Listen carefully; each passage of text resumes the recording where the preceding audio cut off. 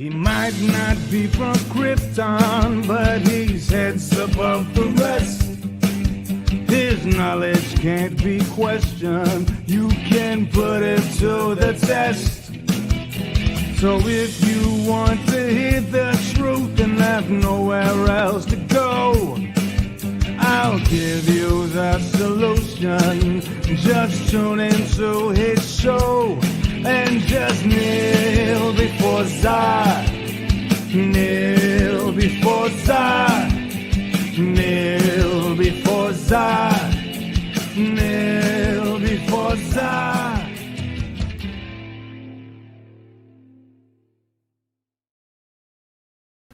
And welcome everybody back to the Fandom Zone. It is the most earth-breaking, ground-shaking, but never media show money taking, unless you're DC Fandom, the greatest virtual online site ever. The man, the myth, the legend, the most electrifying villain in all of YouTube entertainment today, Mr. Zod. I love how in that I incorporated a shameless plug at the same time. I'm really getting ruthlessly efficient. God bless you. Big time. Lots of love. And welcome everyone. Tonight we've got some stuff to make you laugh, to make you think, to bring people together over nonsense. And if you guys saw my hashtag or what I said for my description, I'm just gonna steal from Charlie Sheen for a second. Hashtag winning. Why is so you got it? What's with the accent? Hashtag. Hey guys. That is Bob. That is not you. That is not you. New York came out of me. If me and Rob ever really met, you and you got us together, and we were both in New York, you'd hear the accents, and you'd be like, "Wow, Zod really does have a New York accent."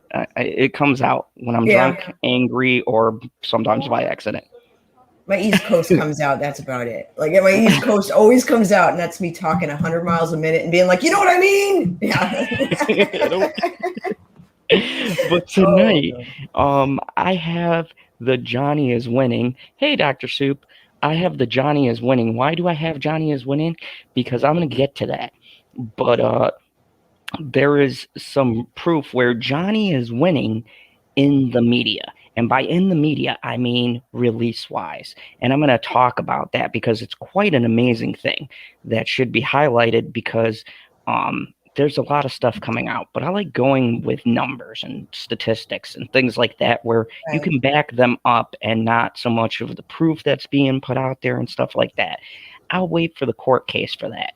But for now, I want to show you the numbers where he's winning.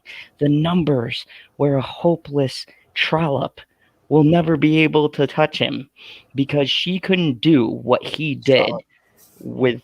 Yeah, I'm trying to be. She's a dollop of a trollop, everybody. But before we start that, let's say hi to Carmen, who's been patiently waiting, and I did remember you. Hey, Nikki, good to see you there. Those two were waiting and heckling me. Much respect to you guys. Yeah, I was going to say I respect that immensely. Rebecca, of course. Rebecca was here and is still here. My cats own me. It's lovely to see you. The lovely Coffee is here because, normally she doesn't get to be able to catch on my shows because they're so late. Our time and early their time. Yeah, early their time. So Linda A, Jenny, what's up? How are you? We got Libby. Good to see you here. We got the amazing Dr. Soup, who, if you guys don't know, Monday at 4 p.m., I will have Miss Soup on my channel, and we will talk. And who knows what we'll talk about, because we're both crazy. So it's always fun when she comes on. I have a little... we share a lot of views on things, so I always enjoy having the conversation with her. We got Planet Q, who's coming on in. What's up, Planet Q? We have Dean Jacobs. Good to see you here, Mr. Dean. And Susan Rodenhaver, did you mention Susan? Oh, Susan, yes. And Elizabeth Me, hello. And Elizabeth Me, thank you. Squirrel catching the people because... Sorry, Linda A, hello, Linda A. I didn't know, like, some of the names, like, you're just saying the first name, so I'm just like, okay, did we get it? And Tiffany is here. And Susan, thank you so Aw, much. thank you, $5 Susan. super chat from Susan Mhm. Rodhaven, who says thanks for reporting the truth. Look, I try to. I Tiffany re- Daniels, our favorite. Hi, oh Tiffany. yeah, Tiffany. We love Tiffany.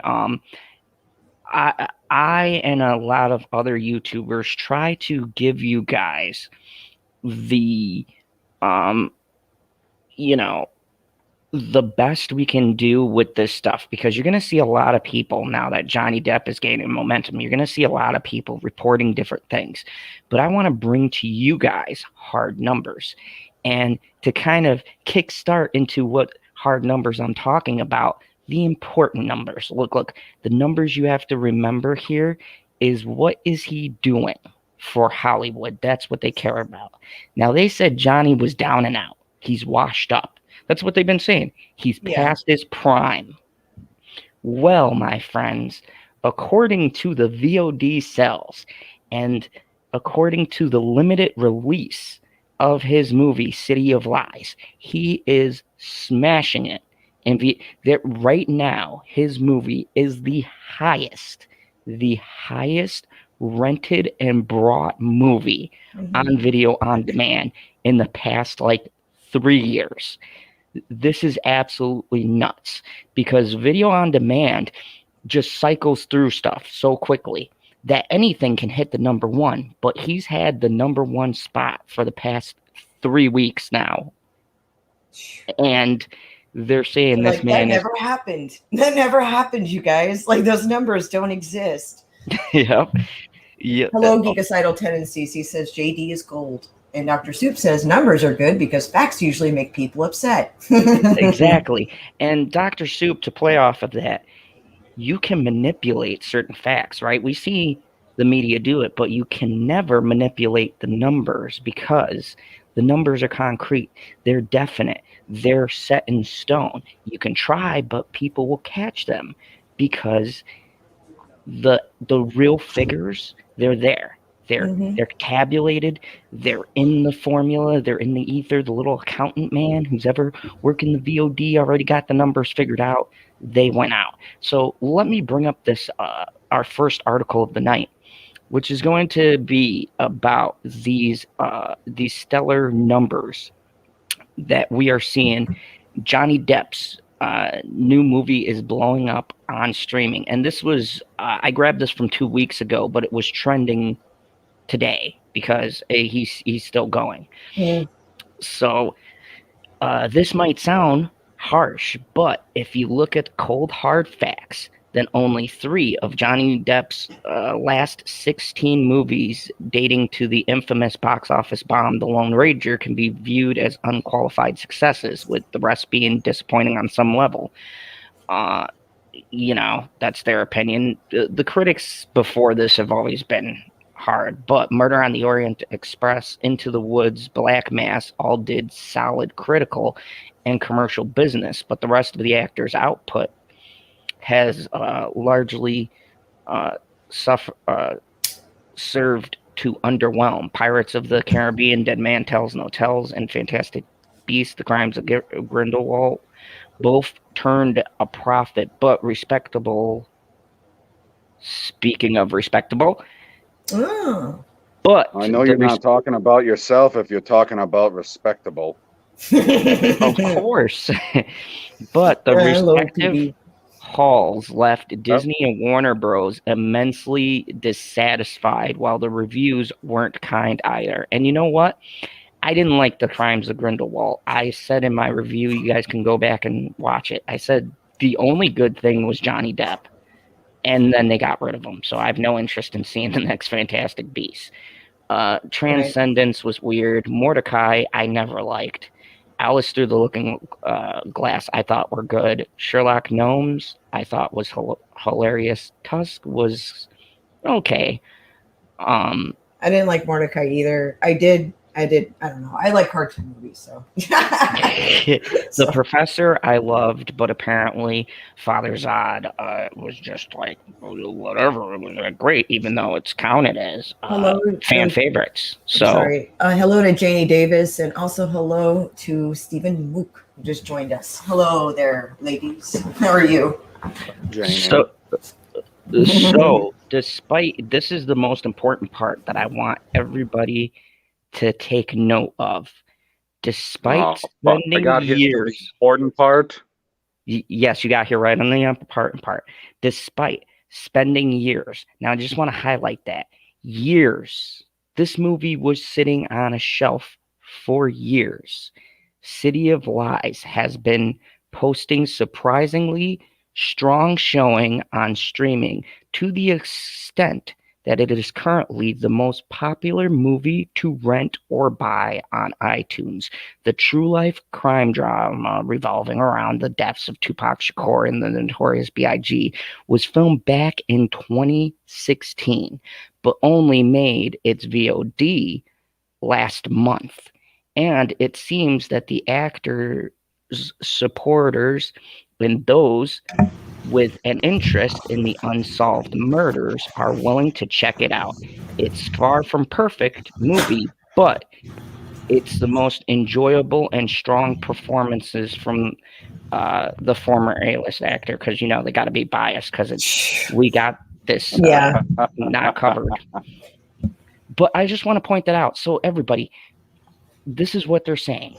They were saying they listed all of his bombs. And I'm going to use that loosely because despite it maybe not being a critical success, they were still fan favorites. There's people who like Lone Ranger. There's a lot of people who like Mordecai. There's tons of people who like Murder of the Orient Express. Yeah.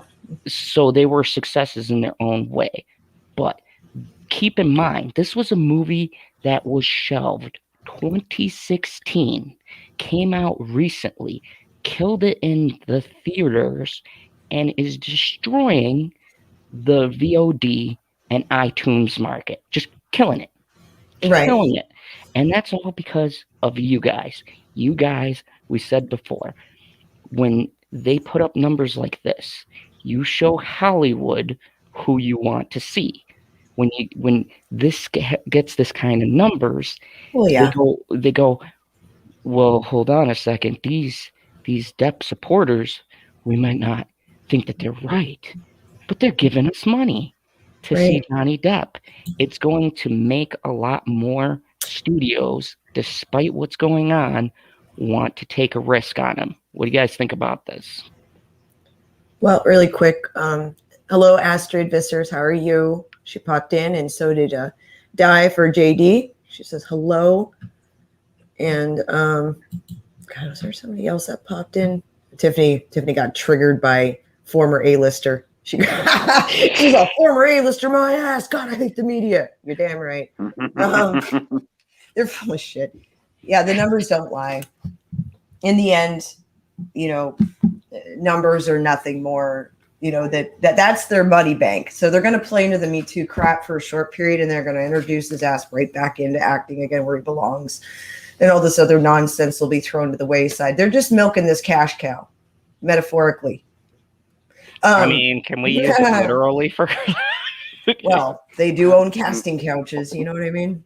So they find one way or another to use women. Now they're just finding another way to bank on it. Before we go any further, I know PB has been down, so I brought somebody to make PB feel better.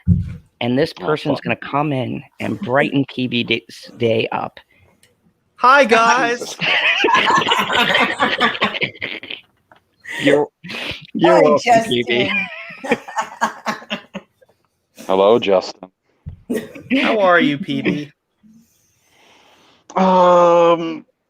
Not bad. Been better. Cool.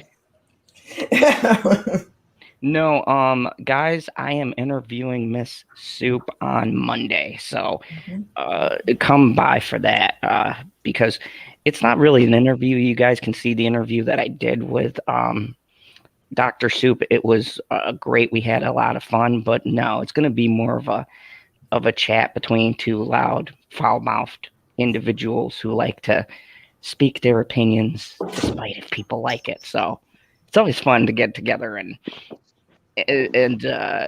kick back ideas. But I love having her on. I'm going to have Stevie on Tuesday because I forgot I was part of a charity stream on Sunday because I'm a villain and a terrible person. Yeah, literally no one believes that anymore. Need to work on your role playing. How dare you? Yeah, No it doesn't shit. sound as menacing or convincing when you have to whisper it. Oh. I mean, I mean, it's not like your Mega Jetty who literally is whispering sometimes when he's on streams. It's just hilarious. Poor Mega Now- Jetty. Well, yeah, we had this joke going around like no whispering. No, it's creepy and it's weird, and we say that every time we see each other in chats. So Hello, Phantasmagorical. How are you? Oh, you almost pulled a Zod there. I know. I almost did. I went too in my brain. I was like, oh god, if I screw up the name. You're still ignoring Carmen. How dare you, PB? But hi, Carmen. so like I was saying, Squirrel, you gave us your thoughts. Justin wasn't here for the article, so let me go to Pop Culture PB. What do you think of these VOD sales, and do you think that this is going to dissuade people? It's going to encourage others to start hiring him for more jobs. What is your take? Because you're a numbers man, PD. You're about the numbers, and stats, and stuff. Hell of a lot more than I am.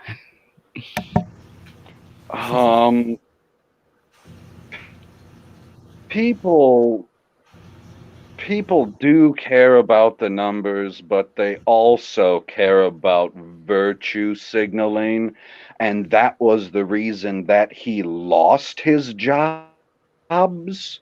So I feel like it's going to be a little difficult, at least with the bigger companies like Disney, Warner Brothers, where one of them he got fired, one of them they asked him to step away. Either way, he doesn't have either job anymore. I think he's going to be doing these smaller films for a while before they decide to call him up. Because, like you said, the numbers, as in, hey, we can make money off of this person, is what it really comes down to. But they gotta be sure about it. I mean, if Michael Vick can, anybody can get their old job back. I mean, yeah, that's a great that really is a great example, because that was a factor of stats, right? And he, to me, did something more terrible. But then again, I'm a dog lover. I would have never let him get anywhere near the football field again. That's just my own personal opinion. Or dogs. Especially Ever. playing the Cleveland Browns.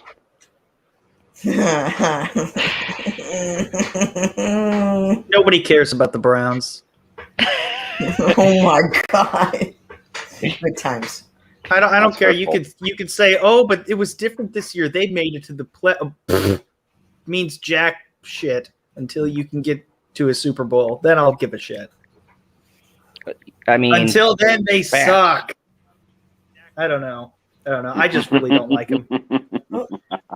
Got a super chat there, Zod Ooh. from Susan. Oh, I hate You're saying reading it. You're reading it. Minamate will blow up next. Thank you, Susan. What's a Minamate? It's That's Johnny how that's Depp's son. pronounced? Yes, I actually listened to the title as they said it and listened to it several times so I don't screw it up. So, God. Oh, okay, but well, what does I'm it gonna mean? continue to screw it up because it looks like Minamata. Minamata sounds right.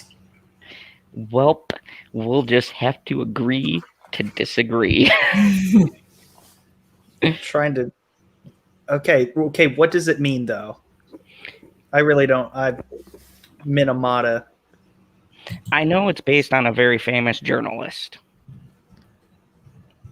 So, Okay. Dude, I have no idea what it means. It's a foreign word. Okay. Yeah, it's just a film, and it's Oh.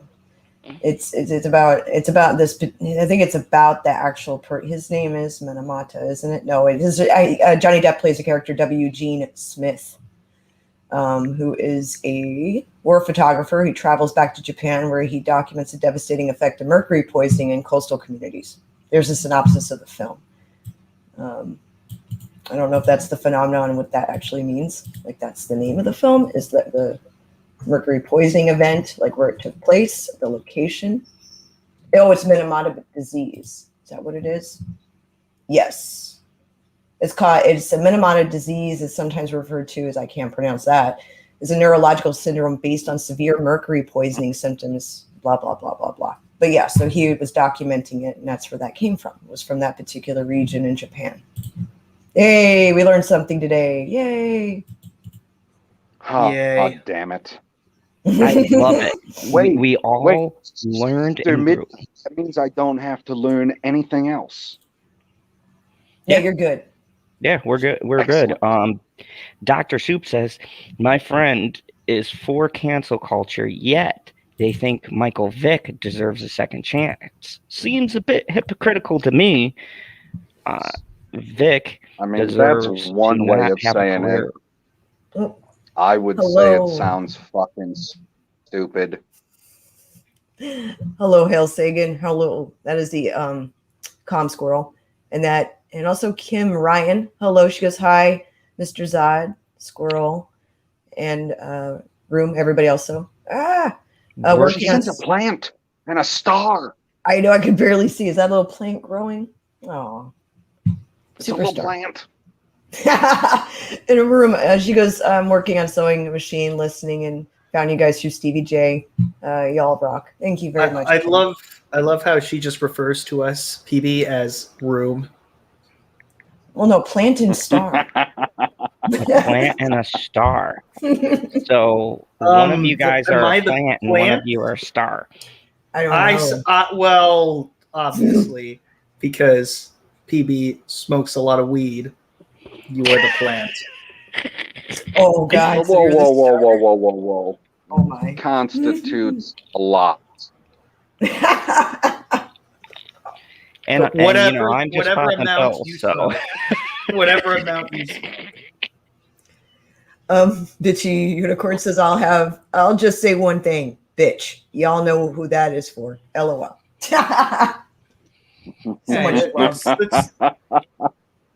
I mean, keep it in the bedroom, you guys.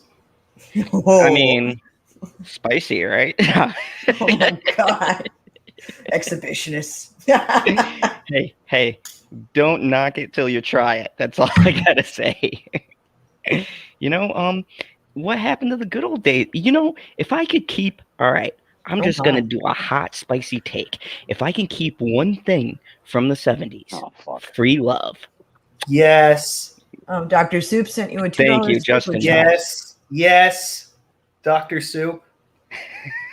A Dr. $2 Soup super says, chat from the Soup Doctor. It says 69. What's the link to their channel? Who, Dr. Soup? Oh, Yeah. she, according to the bitchy one, she says not tonight, but the prospects for tomorrow are looking pretty good. So I'll keep you all up to date.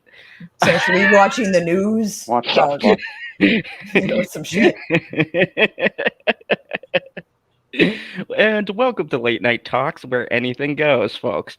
Good to have you aboard if you haven't been on here before.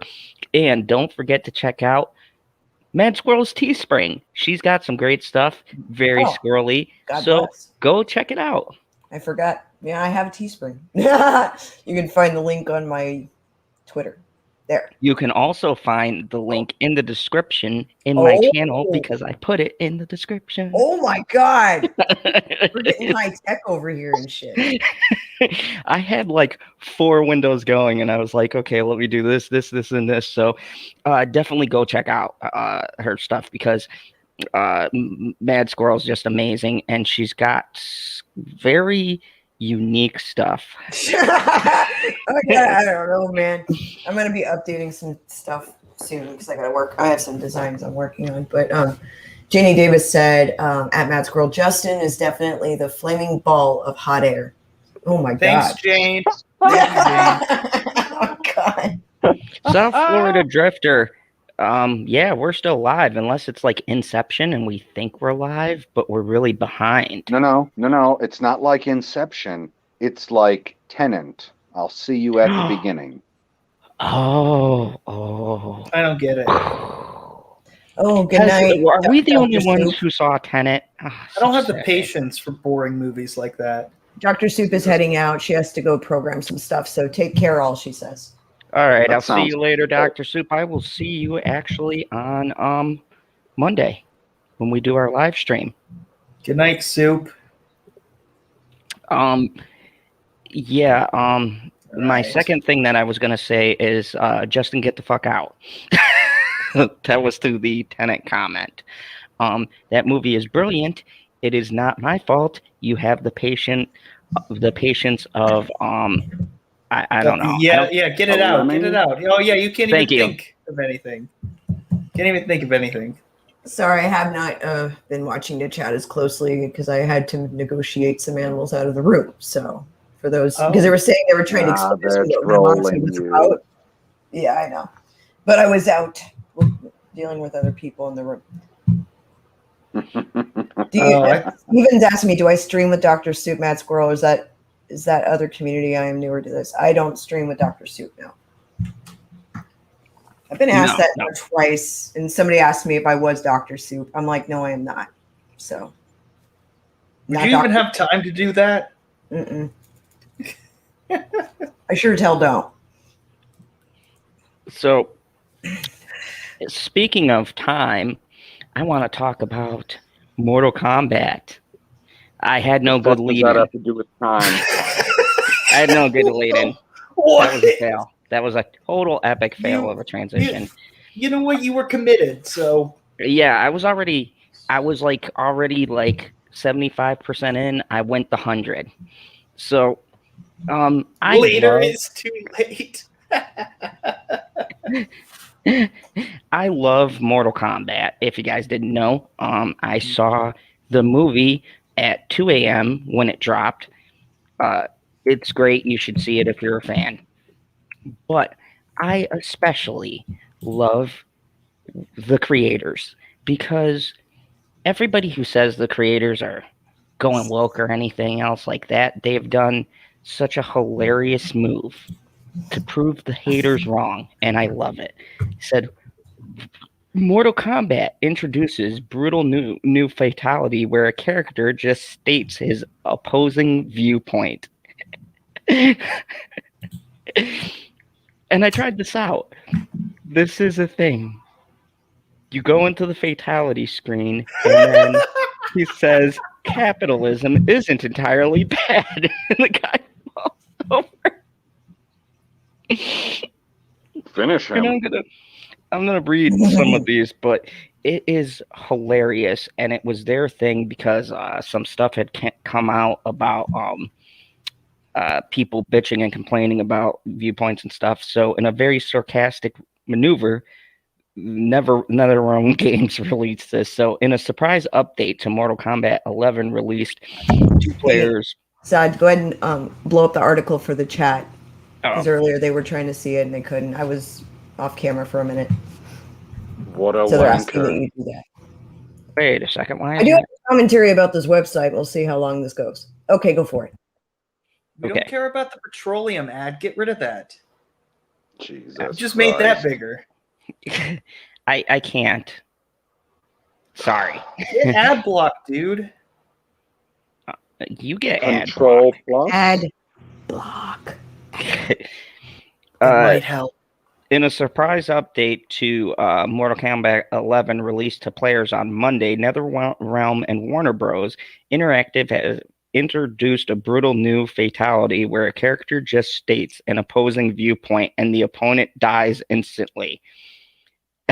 Each character can reportedly access the new alternative fatalities. One character says there are only two genders, and his opponent instantly melts into nothing, being unable to handle the opposing viewpoint. Another character suggests that capitalism isn't all bad, and his opponent's head instantly falls off. Other Mortal Kombat fighters make statements about how it's okay to be white and how you can be friends with people with opposing political ideas.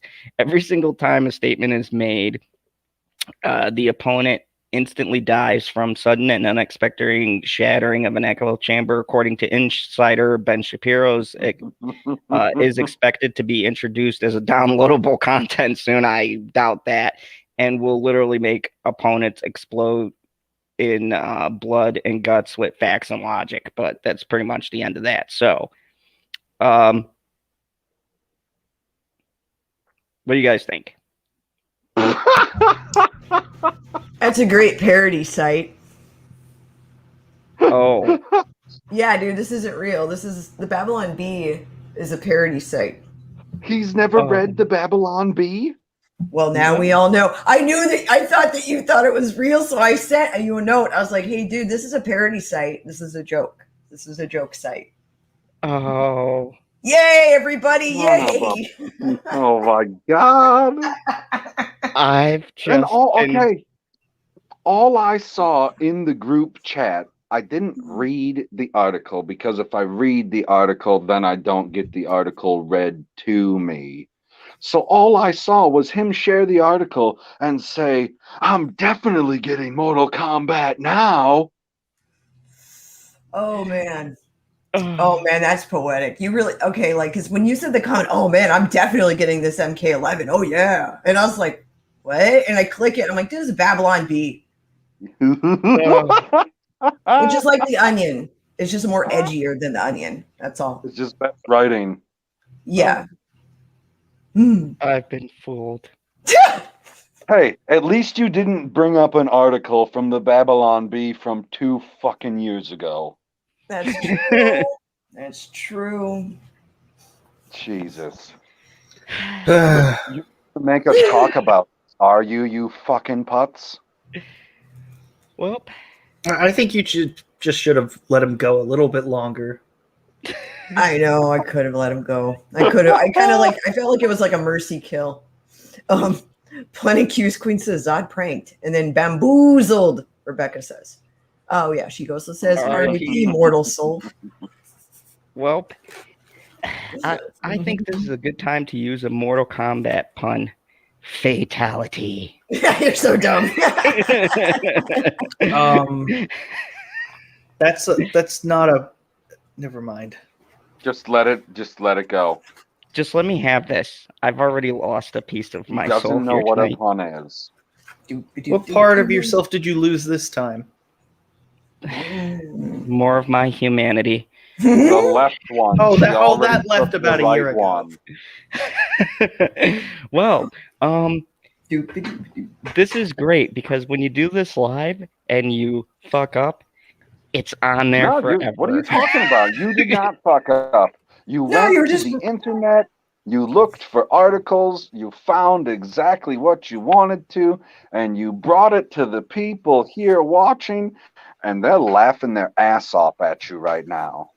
Oh yeah, and I promise Finish him. after an entertainment, Carmen says, "Finish him." Jamie Davis says, Press F in Mrs. the chat for Zod and his failures. Oh my god. It's okay. I That's believe hilarious. it too. I'm pretty high. I wish I was.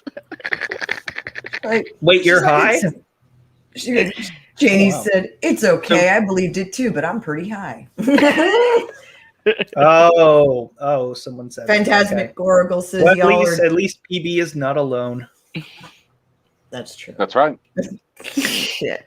Oh God, South Florida. Drifter, that is great. Your opinion is not right.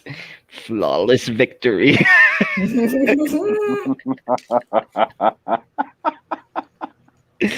All right. Oh I'm man. gonna try to save whatever self-esteem I have left. Mortal Kombat's a great movie and go see it. I was gonna buy MK11 anyways. Let's move on from this Jeez. embarrassment. Oh my god. Oh my god. Rip. Oh man. So I have a site that I love. I have a site that I love because these people I do know and they're shills. And I'm pretty sure that Michael K is subscribed to them. And you know what? I trust anything that comes out of Michael K. That human sunbeam, that Did you bastion of guys happiness. know what happens on Twitter when you go into the GIF section and you search cheese curds? Why did you? I saw that. Oh god. Why? Oh, It's Just why? magical. Why? Michael K shows up in that gifts. He's in the It's gifts. the first one. What? Yeah, PB actually posted it like what was it last week? PB or the weekend? Something Okay. No, like that. Saturday. You know It was on what? You know what? I'm just gonna do it. I'm just gonna do it. You guys have to see. Hold on a second. Everybody Cherry talk K. for a second because I'm going to pull up the magic for a second. I'm not 100% sure, but I have a feeling that it was when he was at Galaxy's Edge because he eats one of the cheese curds and then he has that special Michael K face that is, this is Ooh. disgusting, but I'm going to tell you it's delicious. Right. Stephen Mook says, I hope you guys are having a good weekend. Justin, Squirrel, PB, and Zod. Yes, I am so far. Thank you. And I'm sorry, I'm scrolling here. Cherry K is with us. Hello, Cherry K. She's chilling and modding. Thank you so much for being here, Cherry. And then Scrolly. And Carmen says, the bear is never alone. Oh, my. And here, right here, we have the human sunbeam, Michael K. This man is magical. And I'm not going to share much because I'm bigger now and he'll probably get notified. But you know what? We're not dissing Michael K. We're sharing to you guys. We're sharing to you guys the joy that is Michael K. I didn't plan on doing this, but we talk about him a lot, and you guys have to experience. Oh, God. You have to experience the joy of Michael K. So I'm just going to play a little bit so you get the feel of what Michael K is like. Go to the Galaxy's Edge video. Yeah. Which The one? The classics. one on him getting on the plane, or Love how you said it. First Go one. to the Galaxy's Edge video. okay? I Let love how me you see. said it. Playlist. I hope he's got Galaxy's Edge in here because I don't want to look. You through have to his... say it like that because at no Search. point in the video There do it you is. see There it is. anything Galaxy's Edge related. Okay, so There we go. So this Looks is like he's- Michael. So let me show you guys his Galaxy's Edge video, and I swear to God, it's 24 minutes of him not talking about Galaxy's Edge. Of him Whatsoever. not going to Galaxy's Edge, this motherfucker. Hey, Mater, how are you? This is Michael K explaining to you guys how great the room is. Get ready for the magic. I'll do a super quick room tour. A room tour. Oh my gosh!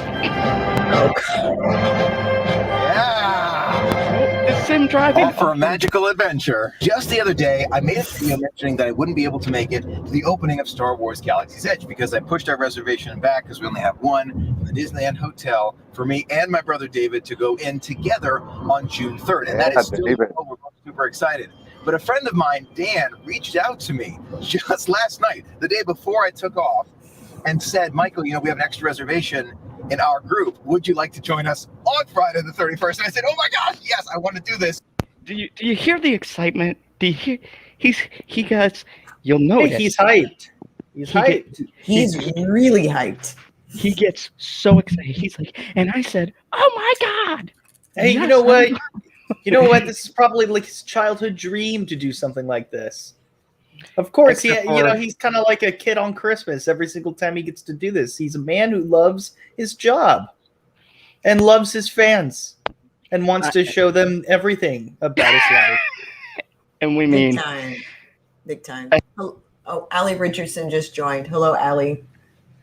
So I spoke Hello? to you, and I said, I wanted those first memories to be with you, but maybe I can get a preview to that official welcome to Star Wars Galaxy's Edge, and then we'll go together. What do you think? He said absolutely, 100%, and we'll still have the official opening of Star Wars Galaxy's Edge will be together. So it is likely, not 100%, but very, very likely that we will be able to go into Star Wars Galaxy's Edge not once, twice. So I'm so excited. I cannot wait. Let's go. We made it to the airport. Gonna park right now and we'll be on. Wow, you get to go twice. Express parking lot. Good for you. Long term just takes too long. Yes. $2 more a day. To me, it's worth it. Got it. It's a Galaxy's Edge video. And You're like, we're at yeah, I love the airport. parking fees. Yay, it's so worth it. Parking fees. Is that what he's excited about? Yeah. Oh my gosh! Like It's I'm worth it, so Justin. excited. I get to pay $2 for parking. Yes, this is awesome. Oh God. At least it's not. At least you're not in California where it's $20 to park, not $2. Dean 20. Jacobs, he asked, "Do you guys not like him?" And no, it's not that we don't We like love him. him. Yeah, No, he's just you know what? It might be a little hyperbolic. We might poke fun at it, but honestly, I'm digging this guy's vibe, and I'm not even being 100% sarcastic with it. Maybe half sarcastic, but no, I'm genuinely happy that this dude has like a dream job that he's probably have wanted since he was a kid. And honestly, we would all love to do this, like, and get paid for it. That would be awesome. And he's just so excited about it, and big time. it's so cringy that you almost kind of, if you were in a room with him, you would probably end up smiling at some point. I know. Look, It's contagious. I would wind up smiling. Look at his face right here. Hold on, let me just look at this guy's face. You never ever not see Michael K with a smile. The man is just driving. He paid $2. I would be pissed right now. But he's probably gonna frame that $2 parking ticket along with his Galaxy's Edge ticket. Like that was the $2 leading to the Galaxy's Edge. He'd be a hoarder if he didn't just frame everything. Yeah, exactly. He probably has a giant board filled He with has all like the. an entire basement of all of his parking tickets. I got $2. Remember that time I paid 10? I ain't your one. Like no, don't get us wrong. Like yes, there are certain aspects like this ridiculous driving, and we're literally shooting all the way over before we even get to Galaxy's Edge, right? But at the same time, he's so excited that he wants to literally bring us every step of the way. And I'm not going to play this whole thing because it's like 24 minutes, but I think we should experience all 24 minutes of the Michael K magic. All of the magic. Brought to you by Disney. So here we go. Jump to the shoes. Oh yeah, the shoes. Love that feeling. 384 is my parking spot. Off we go. All right, Disneyland, Star Wars Galaxy's Edge. Here we come. All right. Thanks for being here. Here we come. Look at those shoe shots. Really? Thank you much. We should do a galaxy far, far away. You're all set to Thank you go. very much. Appreciate it. Baggage through. Oh wait, this is the airport? Just like that. We made it. Yeah, you fucking Dips around on board because it is a long flight. Oh, Time is now damn 11. it. Oh, yeah. Flight takes off. No, I don't give a fuck about his Chick-fil-A. Planes take lunch in hand. I don't care now about Justin his gets bullshit it. product placement. Get the fuck out of here with this. Thanks to And then he's saying thanks to he's having more ads and product No. placement. Relax. Hold on, guy. He's saying thank you to a bunch of his subscribers I because a don't give bunch a of fuck random about that. people. I I don't give a fuck. If you give a fuck, you don't know what's going on because you think that he's doing a product placement when really he's saying thank you for them sending him on a trip. I don't have time for this shit. Let's move on. Oh my shit, we God. thought we were watching a Galaxy's Edge review when really we were watching a review of a fucking How airport. long is he in the fucking airport? Oh, 5 This minutes. entire and he video. takes off. He gets there 2 hours early because he's excited. No, I'm kidding. I don't know. Now, watch this. Watch this. It gets better. We're gonna see. I'm just gonna skip ahead a little bit. Hold on. Oh my god. So, hold on. Now, watch this. We get Truly touched. Once you on do the airplane. Did he change his shoes? Oh my god. And he has music. literally right now, it's going to be a few more minutes. I guess they loaded some freight that made us a little too heavy, so they have to pull that back off. Why is he not in the shot there? Like, did he like squat down to an empty seat? Oh my god. He's got music shooting. It's been an hour. Oh my god. Why did we need that? Now they're going to the front of the plane. Now they're taking more. Taking a long time. I just want to go. I'm so excited to be there. It's taking a long time. Okay, we get it. Okay, shut the fuck up. Get off the plane. He's not We even get lifted it. off yet. Southwest. You're sponsored by Southwest. That's why you got a free fucking flight. Oh god. We get Oh, it. Mary Lynn. He didn't get the flight because of a sponsorship. He got it because of a viewer. Once again, you don't know what you're talking about. That's bullshit. That's right. In-flight meal. Oh my god. He's shooting. We're a quarter of the way through this bullshit. 20-minute review of Galaxy's Edge, Part 1. Yep. Still waiting to get there. This is a lot of Jesus. This is a lot of editing. Oh look, Becca, everyone's raising their hands who like vlogging. She called it.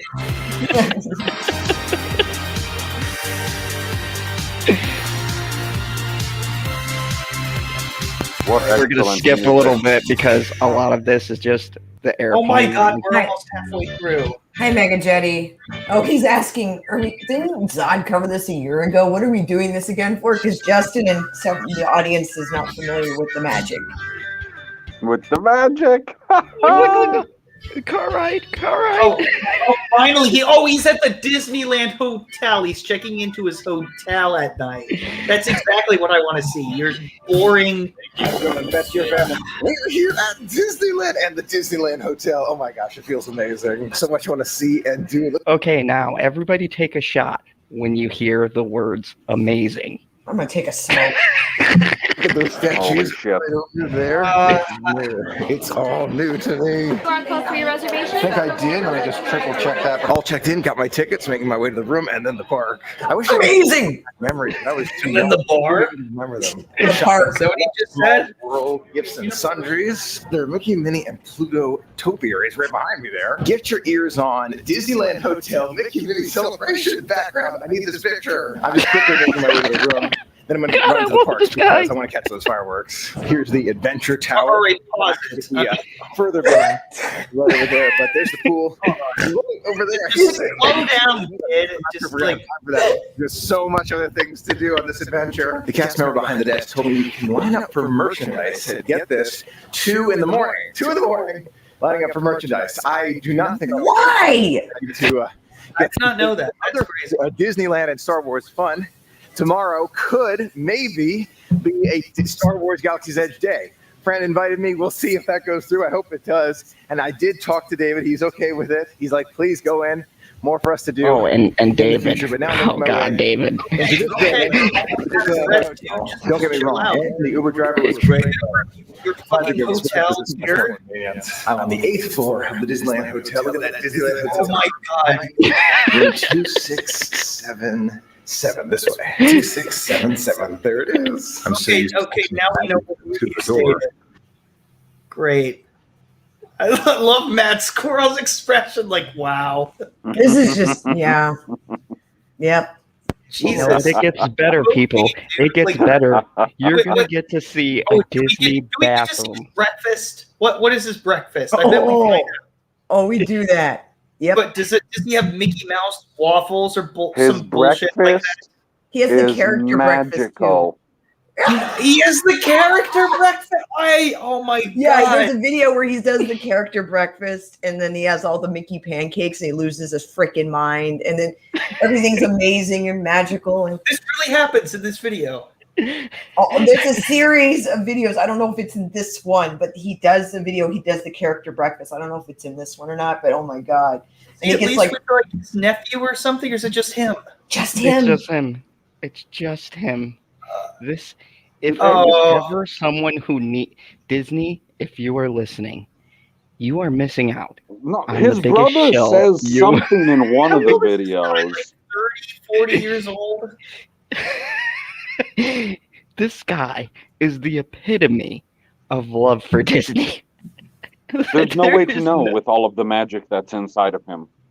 He probably he's the type of person to literally frolicking in the meadow. He would do that. He would, because you want to know why? He's Michael K. He's Michael K. and he's magical. That's what. Oh Jesus! This feels a little old school. Guys, here we go. Oh my gosh, look at this view. It's a view of the parking lot, but look at this room. Are you seeing the size of this room? It makes Pop Century and the Value Resorts. Why does he have a 2-person bedroom when it's just him?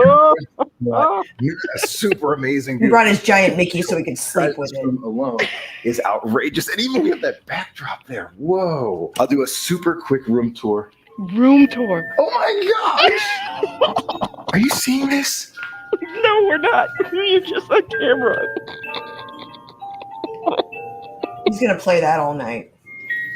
Wait till David sees this. Oh my.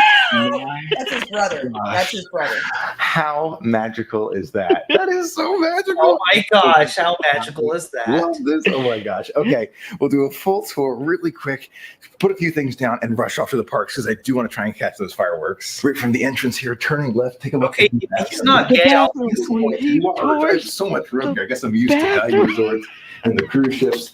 Definitely a lot of room in here. Full shower right there. Across the way, here's a sink right here with some Disney soaps. Yay, so glad they have the Disney soaps still. A closet right That camera is ridiculous.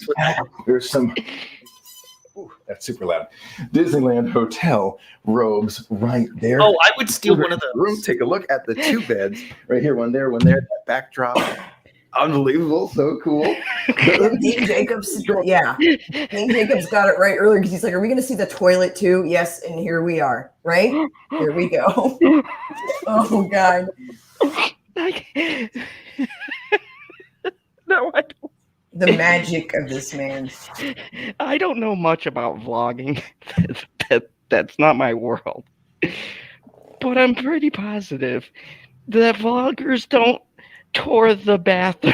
Oh, Janie Davis says, I'm joining his community. Fuck y'all. Oh, go right for it. Join his community. David is his brother.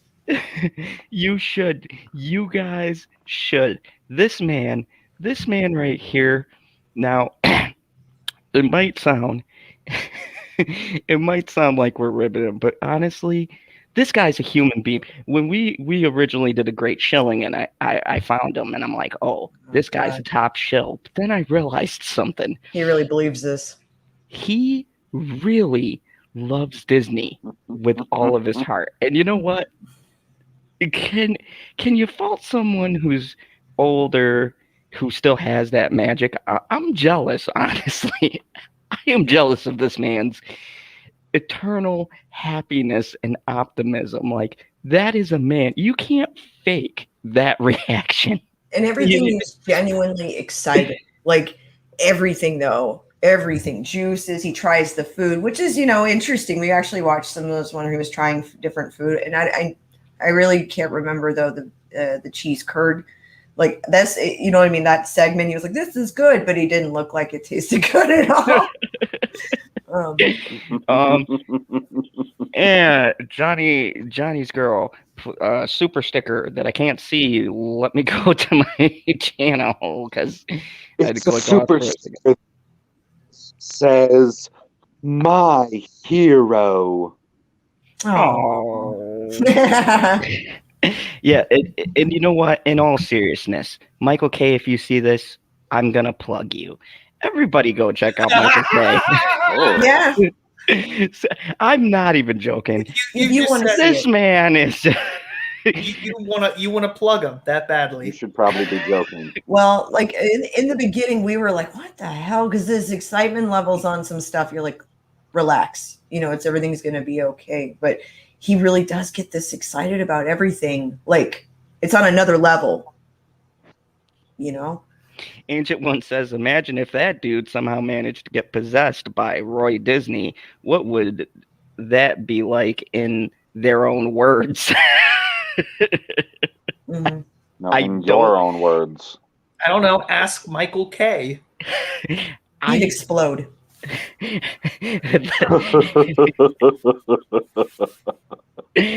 I'm genuinely excited. It's over. Mhm. Thank you, Becca. Yeah, that's Michael K's channel. Check it out. And the thing is, he covers a lot of this stuff. So if you want to see certain attractions, or if you want to see like how he stays at the different hotels too, which is really cool if you are planning a trip.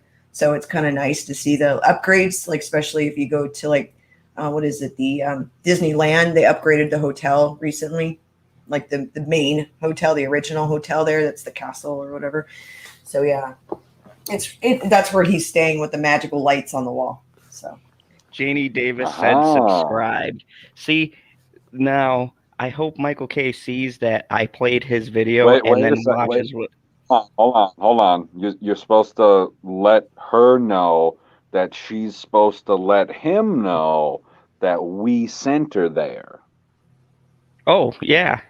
Let Michael K know. I'm dead serious. I would seriously have an interview with him. And that would be, Why don't you go to a Disney park with them? Magical. you know what? I think I would honestly enjoy the Disney experience if I went with. I don't know how you would be able to not be happy with the human sunbeam. I just don't know. Like, I think honestly, you could put the most cynical person with him, and they would be smiling by the end of his video. And $2 super I was. chat from MegaJitty1 says, finished 24 yesterday. Now on to Scorpion King. You know what, MegaJetty? That I might. Wait a second. Hold on. Does that mean that 24 is a movie or the Scorpion King is a TV show? It means they're games. I never played the Scorpion King game. Holy I did fuck, play we're the talking 24 about game. video games? Nobody talks about the Scorpion King, the video game. The fuck is this? They showed it was a really good one. No. Look, there's no bashing the great Dean one. Jacobs said Hitler would have been a different person if he had known Michael K. Bingo. He had the war right there.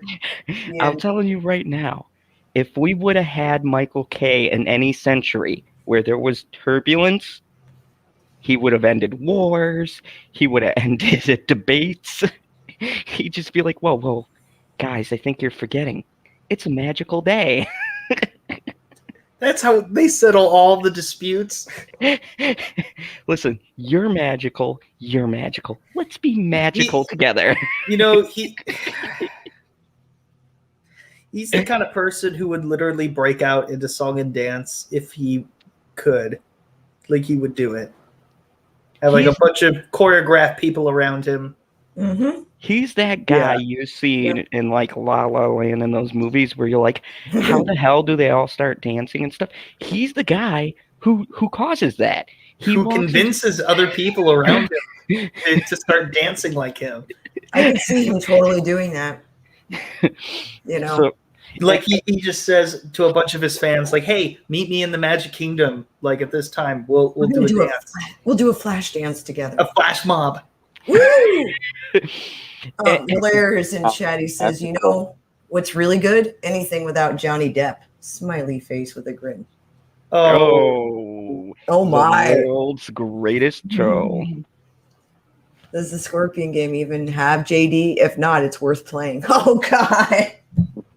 And that one's for you, Mad Squirrel. So if Mr. Zod and everyone else of Mad Squirrel ever did a Nightfall at the Nut House Miracle Nature Special, would you be interested to attend it for all the craziness? Oh, if I do that ever, yeah, maybe. But yeah, maybe. I don't know. I'm not going to be streaming for a little while. I'm going to be working with Big Rich for a little bit. So, speaking of magical, let's go to the magical article I had intended before we went down the sunbeam that That was is way better Michael than your last bullshit transition. K. Universal Studios zoom in. zooms in Universal There you go. Studios zooms in to what?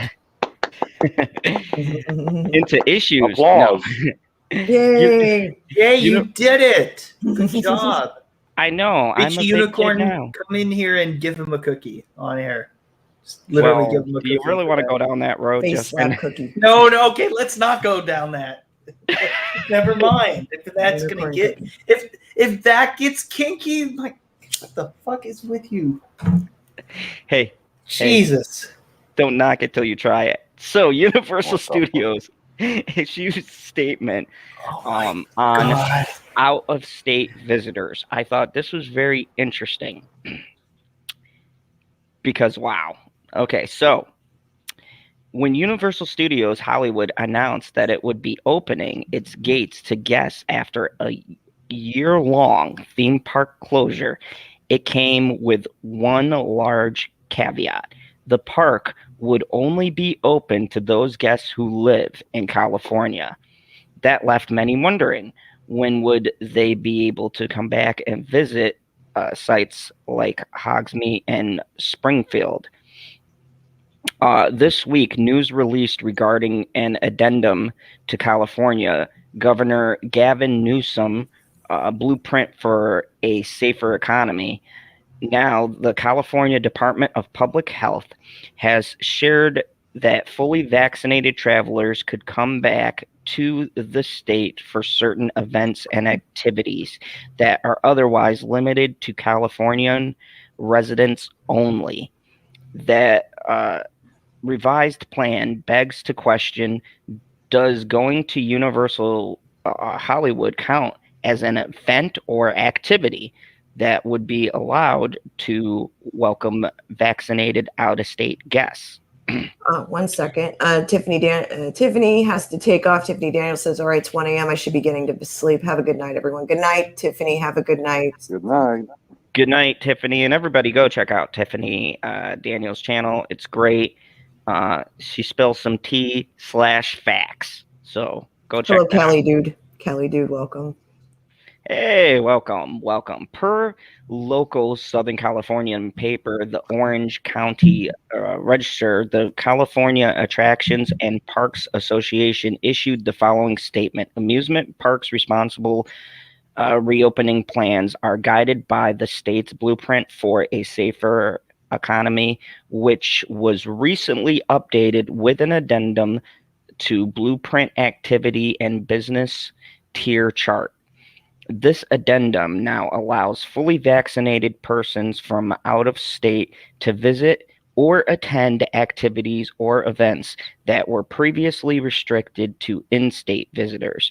As vaccinations become more widespread and state guidance evolves, individual parks may update their own responsible reopening plans in accordance with state and local public health regulations. This indicates that vaccinated out-of-state guests can be allowed to visit Universal Studios Hollywood.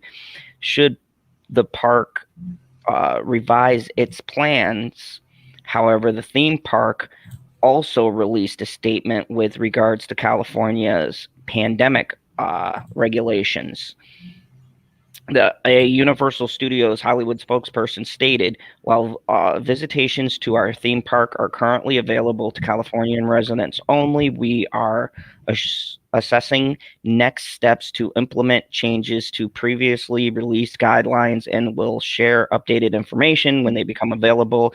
Disneyland Resorts has also not yet indicated that they will allow out-of-state guests at this time. Both theme parks are constantly reevaluating the pandemic situation in California with the guidance of state and local health official. So these decisions can be changed at any time. Unfortunately, that means out-of-state guests hoping to visit Southern California Universal Theme Park will have to wait a little longer. Governor Newsom has previously stated that he would like the Californian economy completely open back up by June. So that could be a marker for when theme parks like Oh man, Universal of course he Studios. wants it open by June because he doesn't want to get fucking recalled. Yep. No. Hi, Ursula. No. So Governor Fuckface. I don't. He's fine with the economy being completely fucked. He's fine with everything that's going. He thinks he's handling it all perfectly. People in California are fucking miserable. So this Fuck is you, Newsom. The horse you rode in on. I really don't like him. He's a dick. This is very So interesting to incompetent. me because I read that last part that you all were laughed at. And it's sad because they are playing politics with people coming to the state. And there's this big push like it's all about the health. And fine, whatever. States have their own regulations for this stuff. The thing that gets me is you want to reopen this like we all surmised because election season is coming up. And because now people are pissy and they can't visit these places. So now if you're fully vaccinated, and I got my own feelings about that whole thing that I'm not going to get into because it's a very touchy subject either way. But the whole point being, I want you guys to answer. How do you think this is going to affect their revenue? And are they even drawing that much money from just having people in California visit as opposed to the people coming in? It's expensive as fuck around that area as is. People are already suffering. They're already broke. It's expensive just to live there, and having the economy shut down the way that it is there and the way that it has for over a year now. You're not, it's not going to work. Good night to Die for JD. She has to go. So have a good night. Drink one for all of us. Right.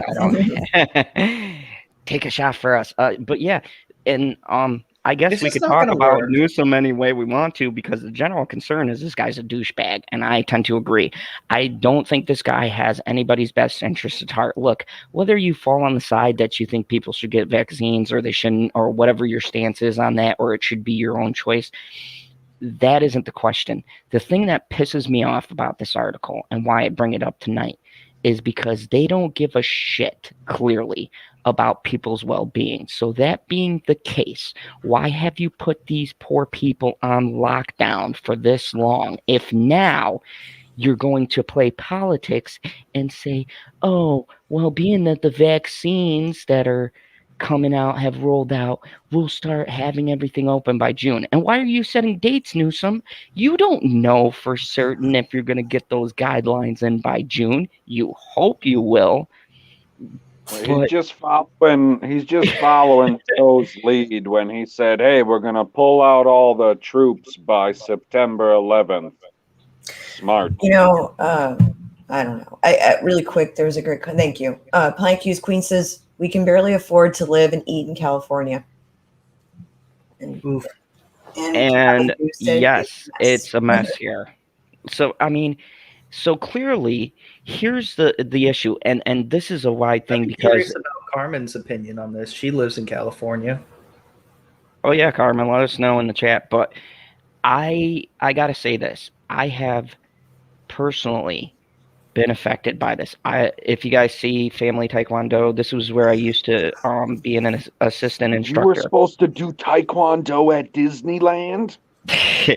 Yeah, and they screwed me over. I didn't know. Magical. It's magical. But here's the thing. Michael K would be interviewing you.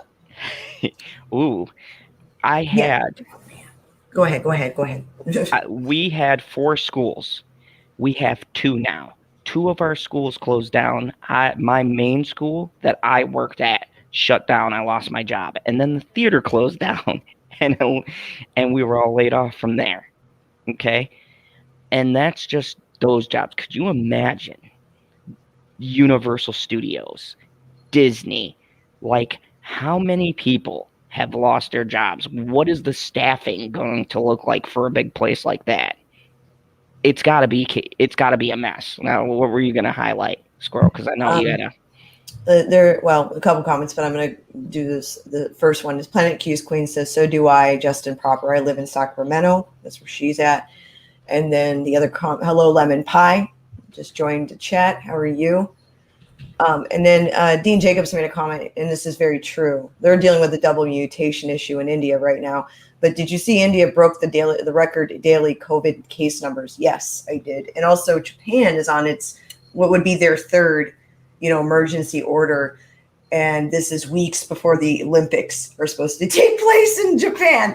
So, yeah, I mean, I think the problem is they're trying to rush people back to a form of normalcy by saying that this vaccine is going to work, and there's no data yet to prove that. They can say whatever the hell they want, but here we are. So the guinea pigs of America are here, and as well as everywhere else, they're rolling out these vaccines saying, hey, you're going to be totally safe. Don't worry at all. Just take this emergency vaccine. It'll be fine. The housing costs, this is from Johnny's girl Deb, says the housing costs are terrible in California. Buying a home is very expensive now, and the gas prices are going up this weekend. Yeah, it's going to be a rough summer. And that's the thing. If you guys noticed, during the height of the pandemic was the best time to get gas. Let me tell you, I filled up every day because them gas prices was the cheapest. Where the hell are you driving? You could fill up a day. Were you using like a quarter gallon of gas, and you're like, I got to put that $1.25 in? I just drive around the block. Why not? You see a villain cruising, listening to some like Dr. gas Dre. is under $1. We're going for a drive. Where are we going? We're just going around the block 100 times. Mega Jetty, I know the Mega Jetty got us.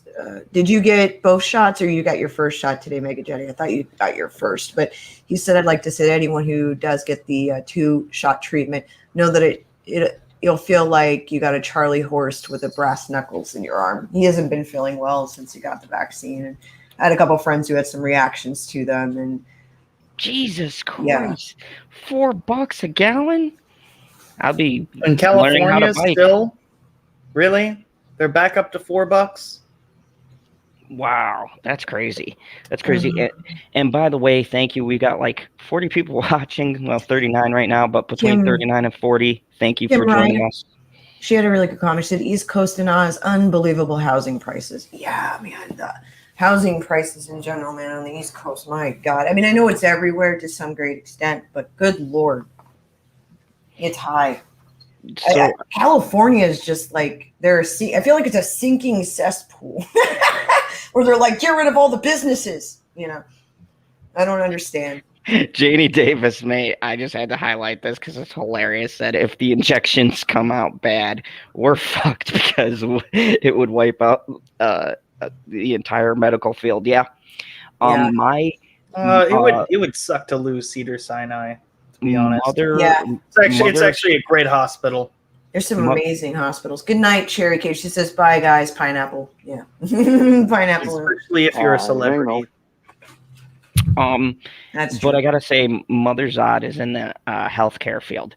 She, if you guys didn't know, she donated her liver to somebody. Or kidney. Sorry. Again, guy. I feel like you meant to say. I was like, oh my. She got a liver. I'm getting old. Man, if we could have 2 livers. Oh, I pulled a Biden. I apologize. Where am I? Oh man, that'd be a good day. But yeah, she's gone through that, and she got the shot, and I was honestly worried because she is one of the people that, because of the fact that she doesn't have the highest functioning organs now, she could, really get sick. But because she's in home health care, she was required to get the vaccination by her company, which I had thrown the textbook stuff that knowledgeable Squirrel had told me. But I guess because of the company and the situation she's in, she got the shot or whatever. And I'm just thinking, like, yeah, my mom's in that field. There's people in the medical field. So what happens if the medical people go down? We're fucked because you're requiring people who are in the hospitals to get these shots, not average Joes, not like, hey, if a mall cop is down, the world will keep on spinning.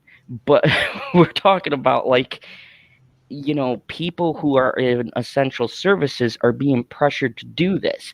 And the sad part is most people don't know you don't have to. This is a provisional basis.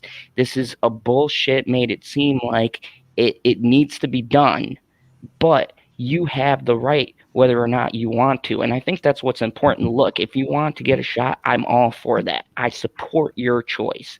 But if you don't want to, I think that people should support that choice because there's risk to this. You are essentially, how vaccines work, you're infecting yourself with a portion of the dead virus in you, and you don't know how you're going to react, especially to something new.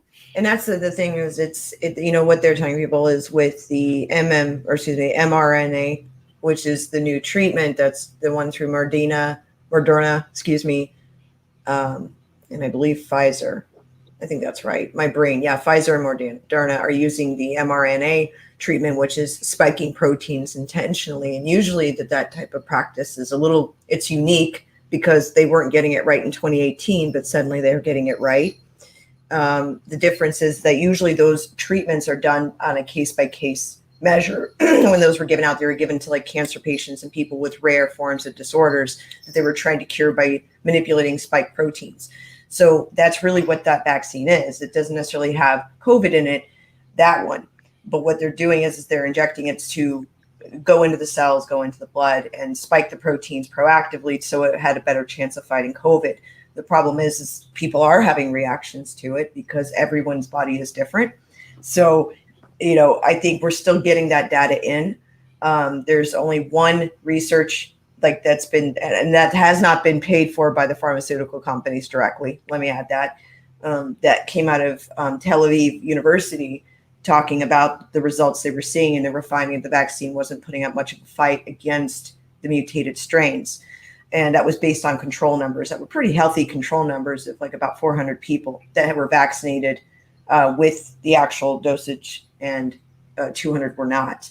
They were given placebos because they wanted to see who would, be more susceptible to the mutated strains. And they found that the vaccinated were by a percentage that was higher significantly. And they don't have a lot of cases in Israel, which is their own, they shut down early. But anyway, it's an interesting thing. There's a lot of information out there, and there's a lot of good information and crap information.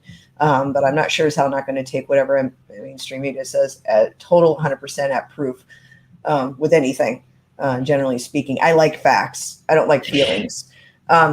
Really quick, Johnny's girl Deb says, I am not getting the vaccine yet. I'm waiting until I see how many of my friends and family react to it, and then maybe I'll get it. Allie, to me, that's the best that's the best policy. Kind of wait and see. And yeah, I brought up Allie Richards because this was interesting. Mm-hmm. Allie says, during the height of the pandemic for us, we were able to buy a house during the lockdown. Now our house is worth nearly $100,000 more now. And we were unable to afford houses before due to the bidding wars. Yeah, that's insane. Good for you guys on getting the house, Allie, because that's been such a pain in the butt. Big time. Oh, good night, Mary Lynn. She's heading out for the evening. Have a good night. See you later, Mary Lynn. Thank you for stopping by. But yeah, I wanted to bring this up because I find it all interesting, especially with the way that the business structures are, the way that things are coming about. I think that companies are both responsible and irresponsible. I don't know if that makes sense to anyone, because on the one hand, you see them going overboard, at least to me, with these guidelines. And then on the other hand, you get an article like this when you're like, really? Really? You're gonna set a date in stone? This is your rollout? You're gonna say vaccinated people? Who's to say that you don't let a vaccinated person in who had actually gotten it because I'm to you can do say. it? I mean, well, if PB says, okay, end of story, we're done. I mean, who's to say you don't let someone who's vaccinated in, but they wind up catching it, and bam, your whole park gets infected? I You're mean, telling me the vaccines aren't 101% effective? oh yeah, I have that hot take. Fuck. Yeah, I think it's just based on the individual. Some people, they react fine. I had a couple friends, they've been fine. But the problem is it's going to be like the flu vaccine. So that means every year you're going to have to take it, maybe once or twice a year, depending on, beyond just the 2 scoops of raisins that you get back to back. You're going to have to take it, to quote, get rid of it. But the problem is that this is still a pandemic. This is still ongoing. It's not going to go away with the vaccine. We still have to ride through the hardships of it. And Dean Jacobs had a comment. He said he had 3 immunocompromised diseases and had to take that first jab. He missed work because he couldn't even sleep on that arm. So, and that's just the beginning, meaning we have to see how our bodies react to it. And, we're in an emergency situation around the world. And so we're all kind of guinea pigs. That's really what it is. But it is what it is. Hello, Maura. How are you? And then Janie Davis says, I'm incredibly privileged to live somewhere with great numbers. It's hard for me to conceptualize what you guys are going through. There we go. I mean, which is fine. That's why I bring this up. I like having people who are from different areas of either the country or from different places around the world and things like that, because we can I get thought he a was going good to say state of mind. or state of mind, because we get good results. Like, I don't know what's going on in London. I don't know what's going on in Australia. I don't know what's going don't know on in what's these. going on in the other fucking room, guy. I don't know what's going on with Bitchy. He I doesn't. just He don't. doesn't even know what's going on inside his own head. I do know. Henchman Bunny. Exactly, proving my point. Yeah, he's coming for you. Are you scared, Justin? Are you scared? My God. No. I'm scared for your mental health. Yes. Well, shit, I lost that a long time ago. Oh my I mean, God. I thought it was just dwindling into a different alternate universe in some weird black hole that is formed inside of your head or something, where the information comes and goes as it pleases. Speaking of alternate universes, black holes, and PB's torrent love affairs, let's talk about Kevin Spacey. Because what the fuck? That's a horrible segue. That is so horrible. I'm just gonna go with it. Like, it was like a failed punchline, but it was just like, you know what? It's the best that you've done all night, so let's give you a little chuckle. Let's think of the magic of Michael K. It'll protect us through this. You're really suggesting he rains upon us his magic. Magical. Does. So Kevin Spacey's Strange New World, from triple threat to legal challenges on 3 fronts. Okay, what is this? Like a poem or something? No. This is a talking about lawsuits. Kevin Spacey's beautiful face. So this is PB's secret affair that we all know about. So it's not really secret. And we're talking about. There you go. Attaboy. There you go. That is what she said. Mother of God. That's also what she said. Security. She said that too. So the 2-time. I mean, that's a different kind of Okay. Heyo. Hey.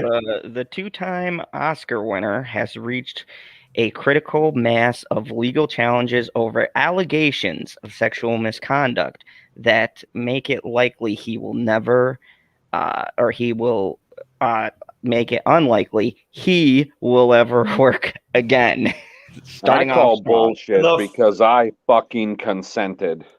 Oh my. Good, Spicy. for you. In September 2012, Kevin Spacey injured his hand while holding a burning flag during a promotional shoot for the first season of Netflix House of Cards. A 20-something production assistant was tasked with driving the star to the hospital. Though Spacey was too wounded to work, he apparently wasn't too impaired to sexually harass. Multiple on-set sources tell The Hollywood Reporter that Spacey groomed the PA who later groped. Sorry. You want me to read it? Is it cool? You need me to? Yeah. It's getting to that time where I'm skipping over words or misreading. And you've been on camera the whole time, and you haven't drank or smoked a single bit at all. Oh man, I'm on painkillers. Anyways, I am shocked. No, you're not. So that incident is part of an explosive confidential arbitration that pits the disgraced actor against his former employee, Media Rights Capital. In 2019, MRC brought the initial claim against Spacey, seeking tens of millions of dollars in damages suffered as a result of the #MeToo revelations about the actor.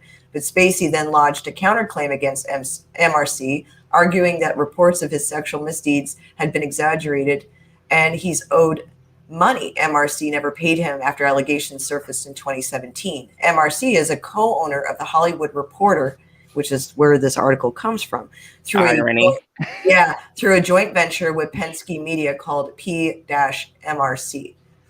Oh, man.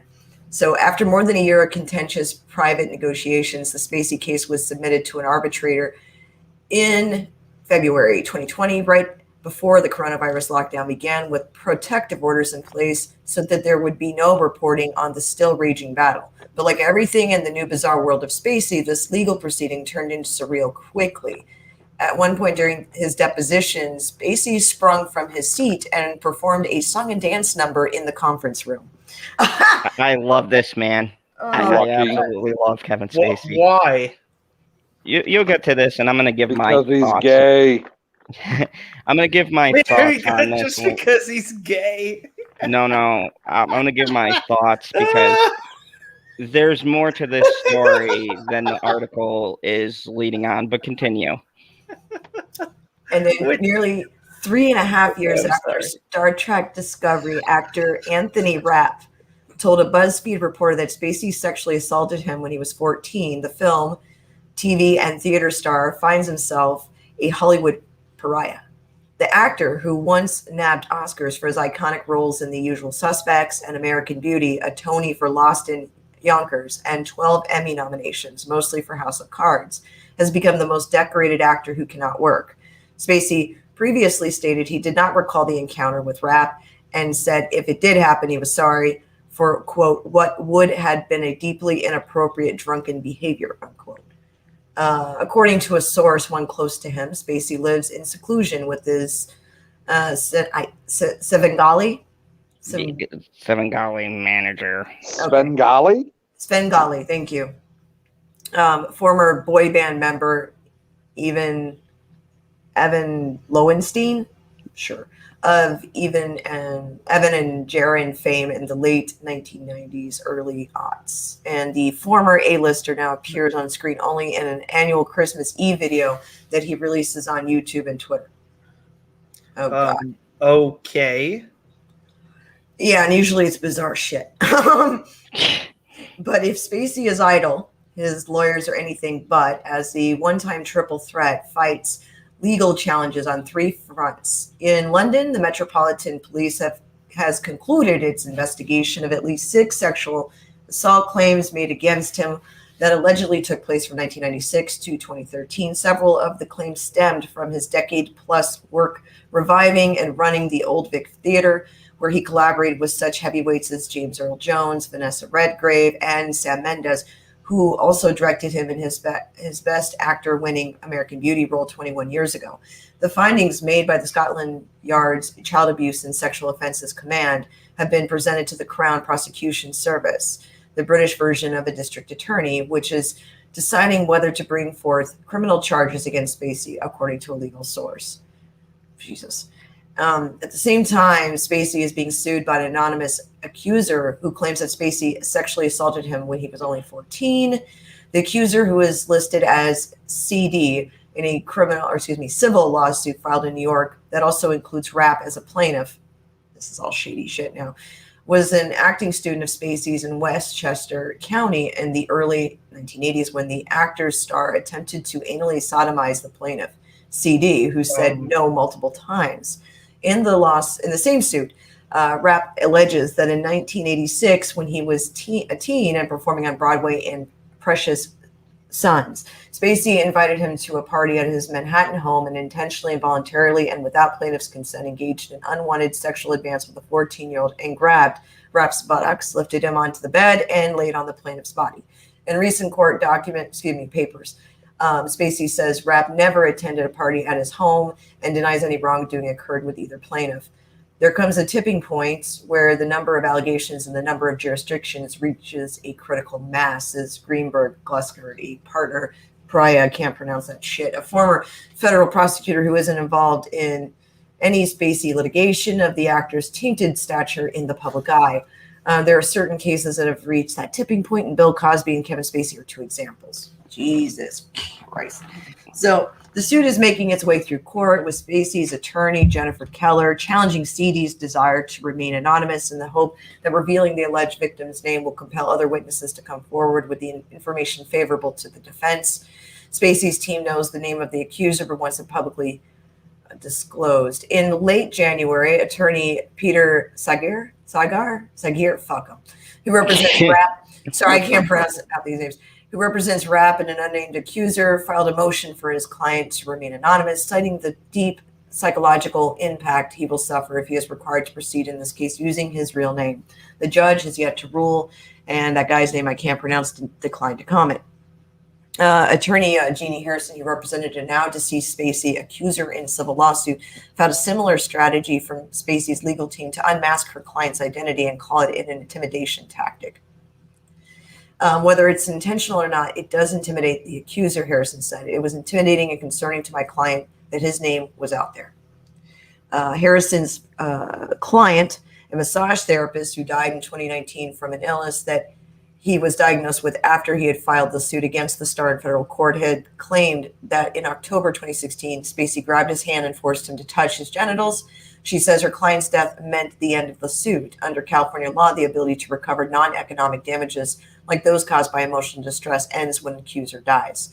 Quote, the value of the case for this estate just didn't exist after his death, unquote, Harrison adds. Los Angeles prosecutors also dropped their sexual battery case, explaining that the allegations against Spacey could not be proved without the massage therapist's participation. The massage therapist was one of three Spacey accusers who coincidentally died within the span of 10 months in 2019, the same year that the same year that criminal charges against Spacey were dropped in Nantucket, Massachusetts, after the accuser invoked his Fifth Amendment right not to testify about an alleged incident, assault, and battery that occurred when he was a teenager. Okay, we're almost towards the end. That was very smart of that kid to plead the Fifth, I guess. Yeah, in that case, yeah. I guess he might have had a threat or something. Might have tipped him off. Yeah, some kind unlike the other two, clearly. This dude's a real life, like his character of House of Cards might not have been an acting gig, but let's continue. no, it would be more like the usual suspects. I'd say. Good one. Yeah, where he appears non-threatening, but he's really Sosa. Oh my god. Sosa or yeah, Sosa. Okay, let's continue before I'm not laughing at forward. you. I was laughing at Janie's comment, you putz. Oh god. I just assume me. No, we always laugh at you, but at this point, Author Ari Ben, who accused Spacey of grabbing him under a table right in the balls, had a Nobel Prize concert. right in the balls. And then they followed up at It wasn't the Nobel dick; it was Prize. just right in the balls. Right in the balls. At a Nobel Prize concert, died by suicide on Christmas Day. Earlier that year, Linda Cutlin, a nurse who cyberstalked Spacey and accused him online of sexually assaulting an underage boy who had been a patient of hers, died after being struck by a car in a Boston suburb. Okay, that might have been a very Whoa, hold on. Very Hold on here. coincidentally Lee Cole timed. III. Hold on, Justin. Lee Cole III said Spacey has a non-threatening penis. How does he know that? What do you mean? What do you mean non-threatening? Don't ask me. Astrid says that the internet's bad on her mobile phone, and so she has to get going. But have a good weekend, everyone. Stay safe. Thank you, Astrid. Have a good weekend. Thanks for joining. Okay, so still this arbitration case may have the biggest monetary stakes for this actor. Sources familiar with the matter say that MRC has argued that the value of its estate, House of Cards, was diminished throughout the remainder of its run and destroyed in culinary markets because Spacey is now viewed by audiences as a predator. I want to just stop right there. No, it was destroyed because they gave him a freaking off-screen death and they put the worst actress in the history of acting as the lead and tried to sell us a season of that BS. So no, the Hollywood Reporter, as usual, you report false. It was because they took the lead role and everyone was like, where's Frank Underwood? I don't watch the show without Frank Underwood, and that's what happened. Hey, KH. Continue. I'm sorry. I just to editorialize that because... Okay, so furthermore, MRC and Netflix was forced to make the pricey decision to scrap what already had been shot of the final season of the hit series, eliminate Spacey's character Frank Underwood, and start over. Both MRC and Netflix declined to comment on the story. Of course they would. Yep. Spacey has countered that. MRC signed off on a settlement with the production assistant, bolstering his claim that the company should make good on the payday terms stipulated in his contract. Right after Rapp made his first allegation against Spacey, MRC put out a statement that appeared to acknowledge a 2012 incident with a crew member, albeit a downplayed version of it. Oh, man. All right. So during our first year of production in 2012, someone in the crew shared a complaint about a specific remark and a gesture made by Kevin Spacey, MRC said in 2017, after several more House of Cards crew members came forward anonymously in a CNN story to detail sexual harassment and aggressive behavior by the actor. Immediate action was taken following a review of the situation, and we are more confident the issue was resolved promptly to the satisfaction of all involved. The production assistant's claim is noteworthy given that MRC and Netflix have always maintained that they were blindsided when allegations of Spacey's predatory behavior began to surface and acted to fire him when leadership became aware. Bullshit. In arbitration, Spacey has claimed that the parties were aware and his contract was amended after the PA complained with the addition of several morals-related clauses. Morals. Fucking Hollywood, you hypocritical fucks. Anyway, because MRC... Morals-related.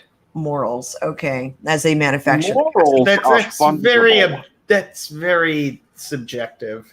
Yeah, big time. To say the least. It goes on and on, but basically it's interesting because it was the source of the article and the way that they were painting this article. So it's interesting because MRC owns this tech. And also, it really sucks because what is House of Cards? All the writers, they had plans. Like this was supposed to be the last season, was it not? Yep. Yeah. And they couldn't just be like, you know what? Let's just finish this out. Let's just finish it out. Like fuck it. Let's finish it out. That's not how Me Too works. So from a writer's perspective, it's just like, no. Right. We already worked too hard on this. Yeah. And Johnny's Girls has a good point. Imagine how that would have went down. All these people died. Really interesting. Just saying. Yeah. I mean, that part is, but what's more interesting is everything I've read about this and everything that's come out, it's hard really with this particular case, this one particular case, to get what actually is the facts. Because remember, the people who are supposedly bringing out the facts, like you stated, MRC, which is owned by, or the people doing the article, The Hollywood Reporter. They quoted CNN, and we all know how reliable they are as a news company. They weren't on Veritas for openly exposing themselves and talking about how they misled the public so that they can get ratings. So they're totally reliable. This is what I'm talking about. Yeah, and I thought they were for the gays. Like, what the fuck? This is what I talk about with when you have a case like this. I'm not so quick to throw Spacey under the bus, because what they didn't tell you is there are some people who made allegations against him who withdrew them, and some who even said that they misrepresented the facts. So now you've put it in this weird place for me where how much of this was true? Did he just make a pass at them and they felt uncomfortable and that was the story and then embellished it? And even if he made a pass, okay, that's wrong. But still, where is the truth in this? Because I feel like there's some bullshit from this company, and that much like all of the other stars we've seen, these accusations. Now, with Cosby, you can't compare the two. There were people being drugged and literal. That's very different. Like, this is tons of women. That, I mean, it's different, and it's the application of it. Everything there was a lot of people protecting Cosby, over time. With Spacey, I think the only thing that these production companies just got caught with their pants down. So now they're trying to like scramble, literally. And you know what I mean? But really quick, just saying in chat,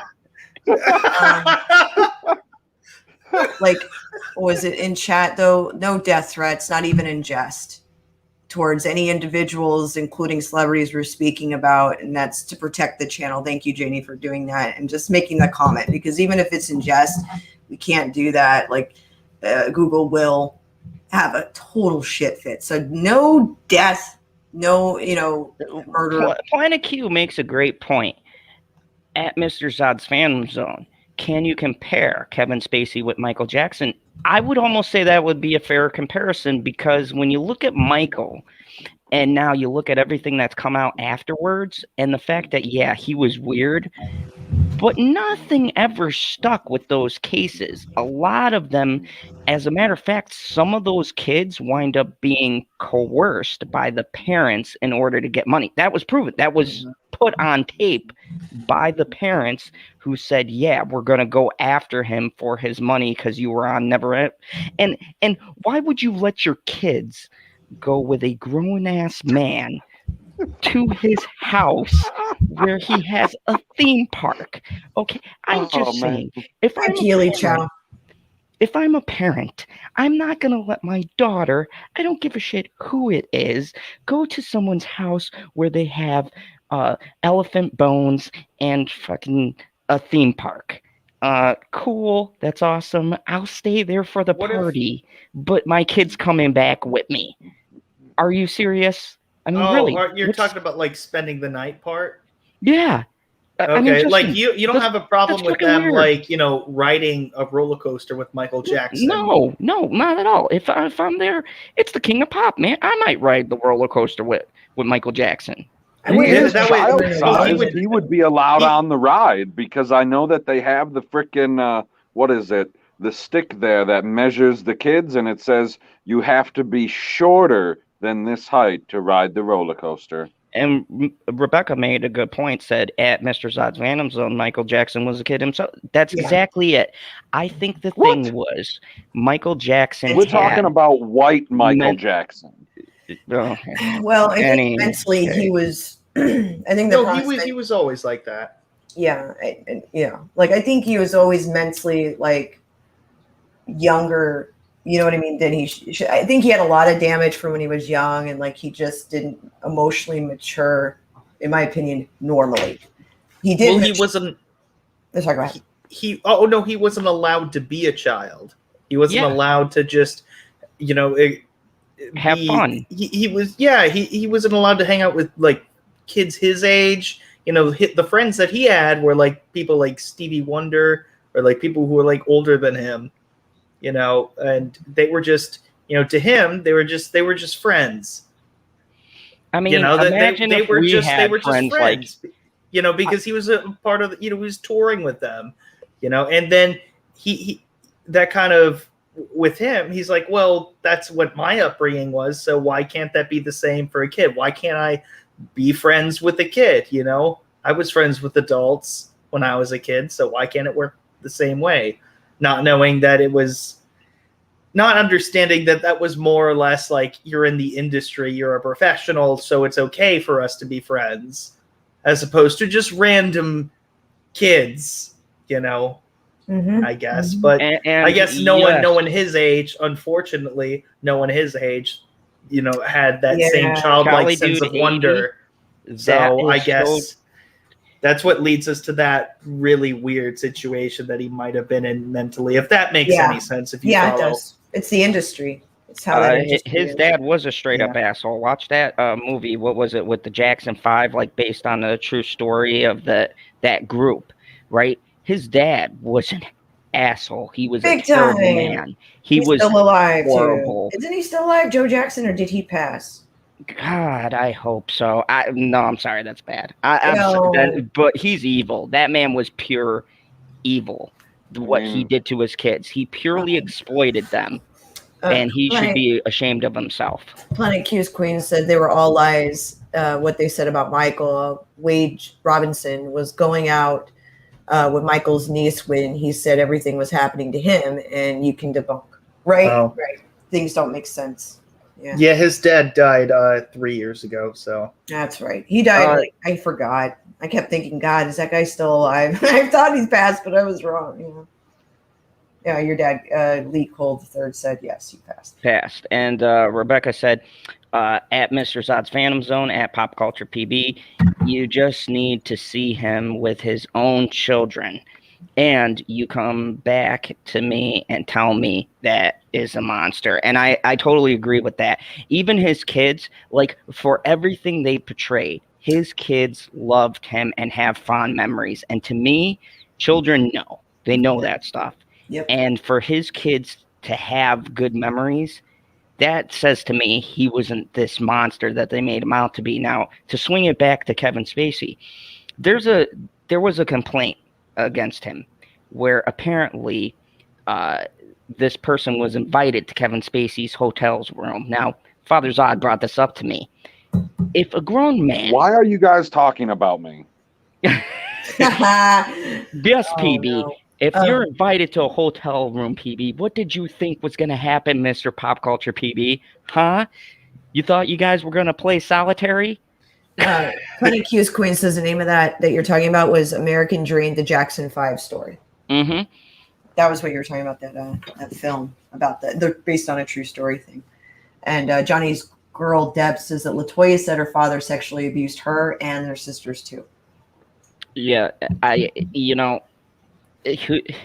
that man, anyways, and swinging it back to Kevin Spacey, I see their situations as similar because there's been, with his case in particular, a lot of strange circumstances where there's gaps of truth missing in this case. And I just don't believe, I'm not saying I 100% believe Spacey's side, but I most certainly don't believe the media side either.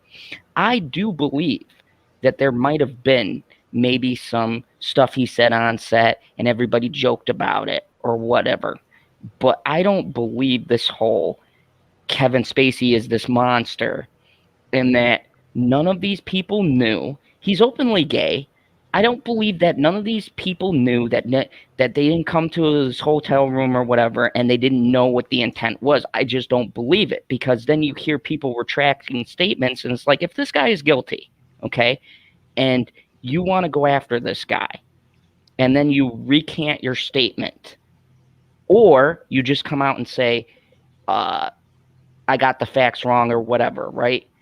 Why? Mm-hmm. And why so many people all of a sudden? Why so many people?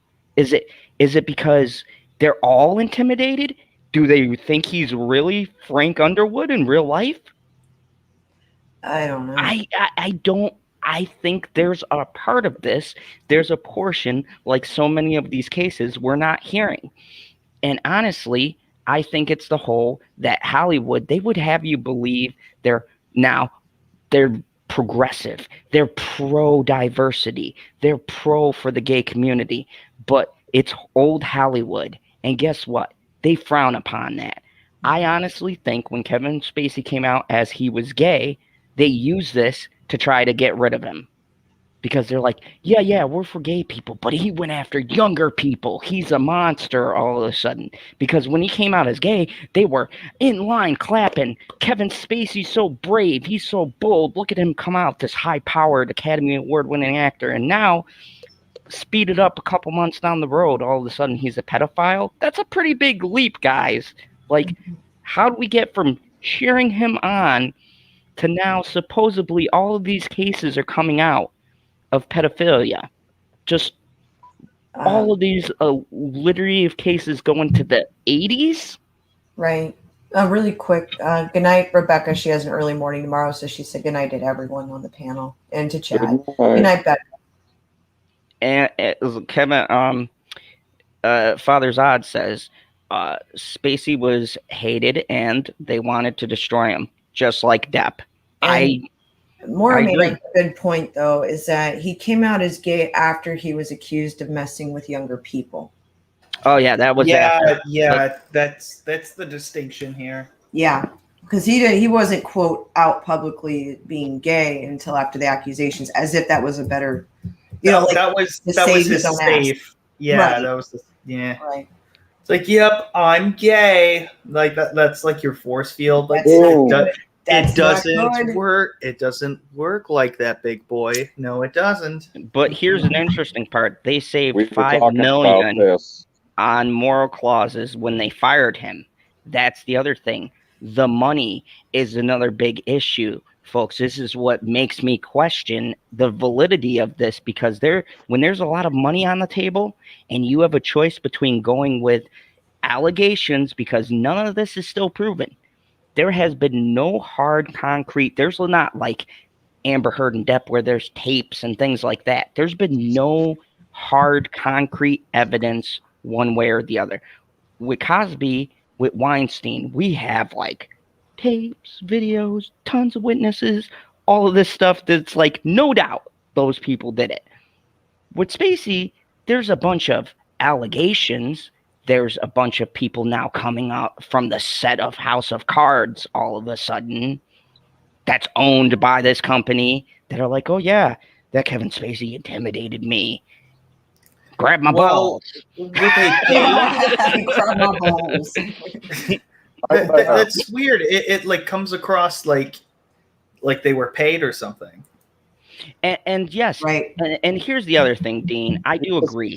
I don't think it helped. Wanted the camera guy to touch Frank's Underwood. Yeah,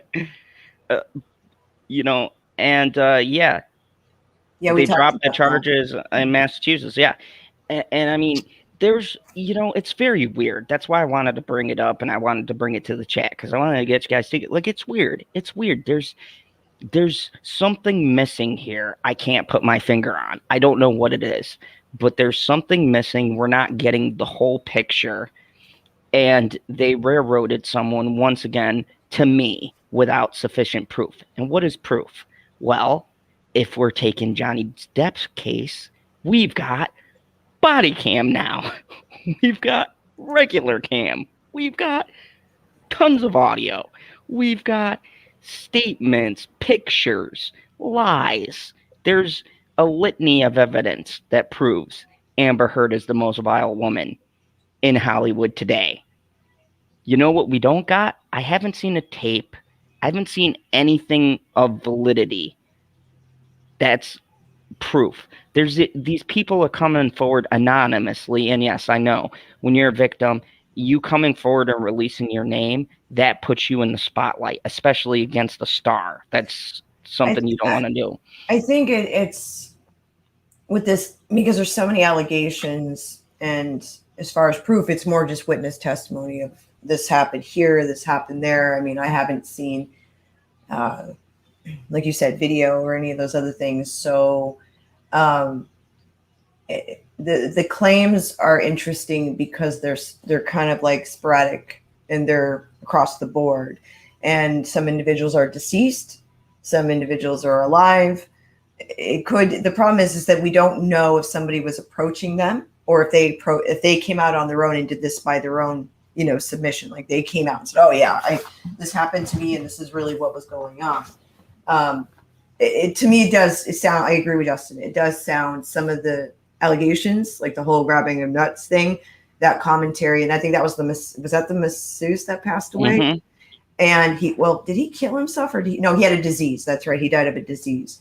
My question is, how was he approached and how did he come forward with the information and how did he supply that information and things to that degree? You know what I mean? So it's like, once again, it's about the court of law and due process. So that goes with anybody, like it's so easy to bring stuff to a public arena and then be like, choose a side. I want facts and I want information. I don't want opinions and feelings, because in the end, in a court of law, if you want to see somebody spend some time in actual jail, you need to have those things in line to some extent. And that anybody who's been in an abusive situation and domestic violence, I have done plenty of that stuff, helping on cases and doing research and pulling information on people to get it done properly in court. And believe me, with the internet, there's a lot of dumb people. I am not going to do that for other people who don't help themselves. You know what I'm saying? It pisses me off. And then when you have fake allegations, fake accusations in general, it ruins it for other people who've actually gone through it. So I'd like to understand how these victims of abuse, alleged abuse, got the information, to the right people. Did they come forward on their own or were they solicited? That's my question about that, because it just doesn't, it's something about this is, I believe that Kevin Spacey's unstable. That is my personal opinion. I think he's unstable. Oh yeah. There's a lot of problems with him psychologically. I'm not a defender of him, but I'd like to understand the fitting of this, like how it all came together. Does that make sense? I totally agree. And Janie Davis made a great point. And we're seeing this with the Amber stands. Celebrities have fanatics that would attack any accuser. And that's another factor. And I totally agree with you, Janie. You do have those wacky people out there who wanted to see the last season of House of Cards.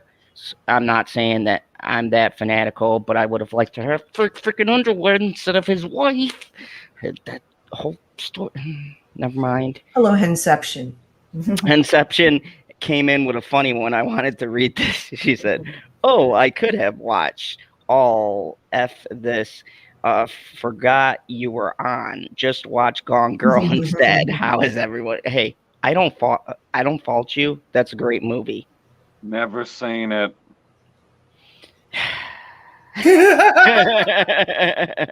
Oh my. Father's Odd agrees with you. It makes perfect sense. Elizabeth says, Dean, that's the problem. And if you're willing to stand up and fight, it's hell of a fight, not easy. But as long as they don't have fake evidence, in the end, you can win. And that's the thing that mystifies me about it, and why I wanted to bring it up to this public forum, because I don't, and maybe it's just me. And look, I'm a Kevin Spacey fan. I'm not a defender. I just like his work. And to me, you guys all know, you've heard me across streams, I'm about where's the proof.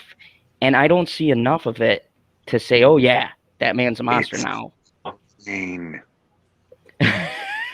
Now, him breaking out and dance in the courtroom, that only proves to me he might be pulling a freaking Tom Cruise, and he's in Mission Impossible 14. So, are we really judging it? I mean, are we really judging someone? He would have time to do that while he's in prison. Yeah, that's true. You make like little toothpick actors. He's like, look at me, I'm acting a scene out. He's fucking nuts. I mean, what is he to do in solitary? You know. I mean, you know, it's just, and I hate to think that this is going to be a situation where this actor, where we come out, say we come out months from now, and this all turns out to be bullcrap, right? He's innocent. It comes out, all of this, none of these allegations stick because he's still going through it, right? And say they have no proof. Want to see the Spacey cut of House the of one Cards, movie. yes. No. Well, they weren't even. They didn't finish. I don't think. I know they filmed a few episodes. I don't care. If we can get the Snyder cut, I want the House of Cards cut. No, what was the movie? What was the movie called where Christopher Plummer replaced him? Oh, like yeah. last minute, and he got an Oscar for it, or a nomination. Right. Yeah, I forgot the name of that movie, but yeah, I would like to see that because you know the Thing. You know, oh no, The Thing. Oh God.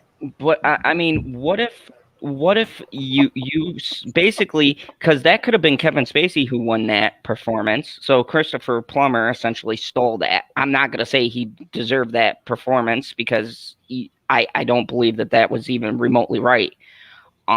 So this guy got snubbed from awards. He got kicked off of a high-paying television show. And what if it is none of it's true? And he's been blacklisted. Even if these allegations aren't true, his career is over. And this is the problem we face with this Me Too nonsense, is you're destroying people's lives without having due process, and I hate it. The court of public opinion is not a court. The court of people talking and calling names and saying you're this is not the legal system. We are running kangaroo court nonstop, 24 hours a day. Twitter, you're the worst offender of this, where we can just get on and Disney can look at the Twitter analytics and fire someone because of statements on a social media platform. Where's the guilt? Where's the due process in that? Where's the freedom of speech? You know, we can fire actors for being accused, not proven guilty, accused. That means they are suspected of a crime. If that's the case, throw out everything. Throw out the justice system. F it. Let's just, if you get a ticket instead of fighting it in court, you were wrong. You were speeding, that's it. Bam. End of story. Is that the society we want to live in? A goddamn kangaroo court every day? Yeah. I guess, and that's the thing is like, if the situation was flipped against individuals who are making, let's say, just accusations and no proof, right? And let's just say that we could take that to court based on, well, they did this, therefore that's enough evidence, and my feelings and thoughts on this or this, even though I have no evidence whatsoever this happened. How would that shoe fit once you're wearing this? You know what I mean? Like flip the roles in reverse. Nobody wants to be in that situation, especially if you are innocent of a crime, which will ruin your life or your reputation. Because even if, let's just say, next year or 10 years from now, Kevin Spacey's proven to not be guilty of all of these accusations, he just happened to piss off the wrong people for whatever reason, it won't matter because the damage has been done to his career and his reputation, and he'll always be known for that. And that's very unfortunate if this, let's say all these accusations are bullshit. If they're true, however, well, he's fucked himself. That's his problem. You know what I mean? The only thing I will say is that I would love to see a court full of kangaroos. I would be okay with that too. I'd enjoy it because they could just bounce people right out. Exactly. Yeah, wouldn't that be amazing? It would be the greatest thing ever. C-SPAN would be amazing. It or would TV be type shit. Oh hell yeah! I would watch it every day. Brilliant ideas. Oh and my you'd God. see Stevie like, "Why, mate?" Poor Fuck. dingoes. Really? This was Ding a serious. dong? You think he says shit like that? No. No, has a fake Australian accent, unlike General Zod, who has a ridiculous fake Australian human accent.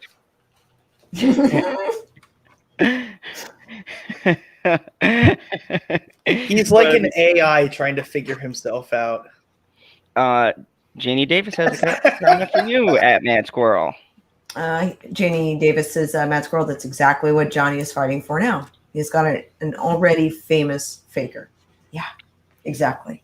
And this is my problem. This is my problem right here, is that when we stop upholding the law and you put it in a public forum, it's a dangerous precedent. And I've said this on Rob's stream and a ton of other streams, but I'm going to say it again.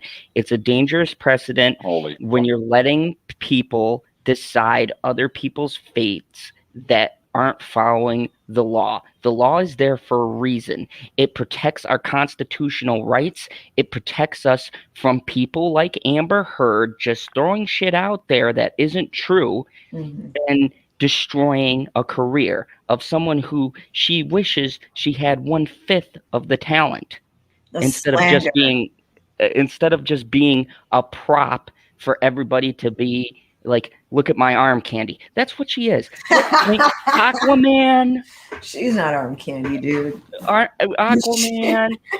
Never Back Down. What is she? She's always the girlfriend. She's always arm candy corn. Yes. Yes. Yeah, we all know no one here likes candy corn. First off, I do. Like, how dare you? How dare you insult candy corn? You're talking about kangaroo court. Did you see the kangaroo court that is going on in the description of this live stream? Like, he has my information, Squirrel's information, Husky's information that isn't even here, and then he's got all the links for the articles, except he didn't put any of his own fucking information in there, and then he just wrote something about Bruce Lee twice. So? Because it's Bruce Lee. I don't Your Twitter guy. Holy shit.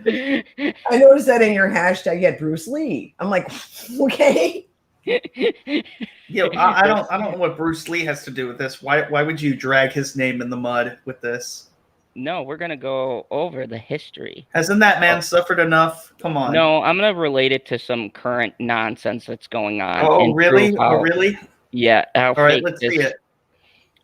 This is the most. Moira, welcome back. She says this is the most serious I think I've ever heard General Zod be. A lot has changed in a couple of years. Yeah. Yeah, Zod was never What serious. a goddamn fucking putz.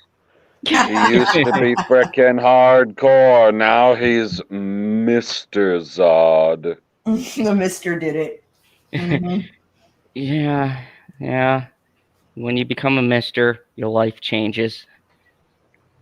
I don't know what the fuck that means. Planet Q's Queen says Brie Larson isn't that bad. Zod 2020.